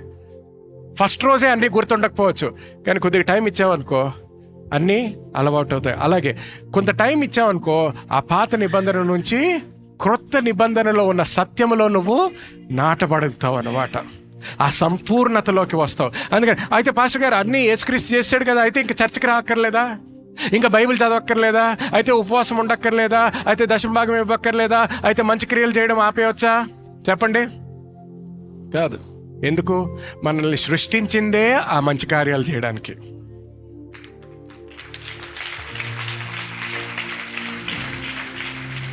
సో ఇంత కృప పొందుకున్నాము కాబట్టి, ఇంత సంపూర్ణత వచ్చింది కాబట్టి, ఆ కృపలో మనము జీవిస్తూ ఇప్పుడు చేసిన దానికన్నా ఇంకా ఎక్కువ చేస్తాము. ఇన్ని రోజులు ఆయన కొరకు జీవించిన దానికన్నా ఇంకా ఎక్కువ ఆయన కొరకు జీవిస్తాం. ఇంకా ధైర్యంతో జీవిస్తాం, ఇంకా ప్రేమతో జీవిస్తాము, ఇంకా ఆయన జీవితానికి, ఆయనకి ఇంకా మహిమ వచ్చేటటువంటి రీతిలో జీవిస్తాం, ఇంకా పరిశుద్ధులుగా జీవిస్తాం, ఇంకా మంచి మాటలు చెప్పి జీవిస్తాము. చెడ్డ తలంపుల నుంచి దూరంగా ఉండి మంచి తలంపులతో జీవిస్తాం, మంచి మాటలు ప్రకటించి జీవిస్తాము, మంచి కార్యములు చేస్తూ జీవిస్తాము. కానీ దేని కొరకు? ఆయన కృప పొందడానికి కాదు, ప్రతిఫలము కొరకు అవి చేస్తాము. కానీ ఆయన కృప మేము పొంది ఉన్నాము. హల్లెలూయా, హల్లెలూయా. అందరము చేతుల పైకెత్తి, దేవుడు మీతో మాట్లాడినట్లయితే అందరూ కూడా దేవునితో ఒక నిమిషం మాట్లాడండి. ఆఖరి ఆదివారము ఈ సత్యంలో ప్రతి ఒక్కరు కూడా నాటపడాలని ప్రార్థిస్తున్నాను. ఒక 2 నిమిషాలు దేవునితో మాట్లాడండి. కొంతమందికి కొన్ని ప్రశ్నలు ఉన్నా కూడా, దేవా ఇది సత్యమైతే ఇది నా జీవితంలో స్థాపించబడాలయ్యా, పరిశుద్ధాత్మ దేవుణ్ణి అడగండి, సహాయం చేస్తాడు. నేను కేవలం ఒక బోధకుడిని, కానీ పరిశుద్ధాత్మ దేవుడు నీకు నేర్పిస్తాడు. పరిశుద్ధాత్మ దేవుడు నీతో మాట్లాడతాడు. ఆ ప్రత్యక్ష జ్ఞానము నీకు ఇస్తాడు. ఆ జ్ఞానము నీకు జీవితంలో స్థాపించబడినట్లయితే సమస్తము నీకు సాధ్యము. హల్లెలూయా. దేవా, మరి ఒకసారి నీ వాక్యము బట్టి కృతజ్ఞతలు చెల్లిస్తున్నాము. నీ రక్తము బట్టి కృతజ్ఞతలు చెల్లిస్తున్నాము. నీ రక్తములో స్థాపించబడినటువంటి నూతన నిబంధన బట్టి కృతజ్ఞతలు చెల్లిస్తున్నాము. దేవా, నీ కృప మేము తెలుసుకున్నామయ్యా. నీ సంపూర్ణత మా జీవితంలోకి విడుదలైనందుకు కృతజ్ఞతలు చెల్లిస్తున్నాము. దేవా, ఈరోజు వాక్యము విన్న ప్రతి ఒక్కరి కొరకు ప్రార్థిస్తున్నాను. దేవా, ఏ కార్యం అయితే మానవుడి ద్వారా జరగదో అది పరిశుద్ధాత్మ దేవుని యొక్క సహాయం ద్వారా ఆ కార్యములో వాళ్ళ జీవితంలో జరుగును గాక అని ప్రార్థిస్తున్నాను. ఈ వాక్యము వాళ్ళ జీవితాల్లో స్థిరపరచబడును గాక అని ప్రార్థిస్తున్నాను. సత్యములో నాటబడి స్థిరపరచబడి నీ కొరకు నీకు మహిమ తీసుకొచ్చేటటువంటి రీతిలో ప్రతి ఒక్కరు జీవించాలని ప్రార్థిస్తున్నాను తండ్రి. ఎక్కడైతే మనసులు మార్చబడాలో, ఎక్కడైతే రూపాంతరము చెందాలో, ఎక్కడైతే అబద్ధము నీ తీసివేసి సత్యము వాళ్ళ జీవితంలోకి రావాలో అది యేసుక్రీస్తు నామములో జరుగును గాక అని ప్రార్థిస్తున్నాను తండ్రి. దేవా, నువ్వు వాక్యము వినటం ద్వారా విశ్వాసం వస్తుందన్నావు. ప్రతి ఒక్కరి జీవితంలో ఈ వారమంతా కూడా ఆ వాక్యము విని మళ్ళీ విని ఆ విశ్వాసములో ఎదిగి నీ సత్యములో స్థాపించబడాలని ప్రార్థన చేస్తున్నాను.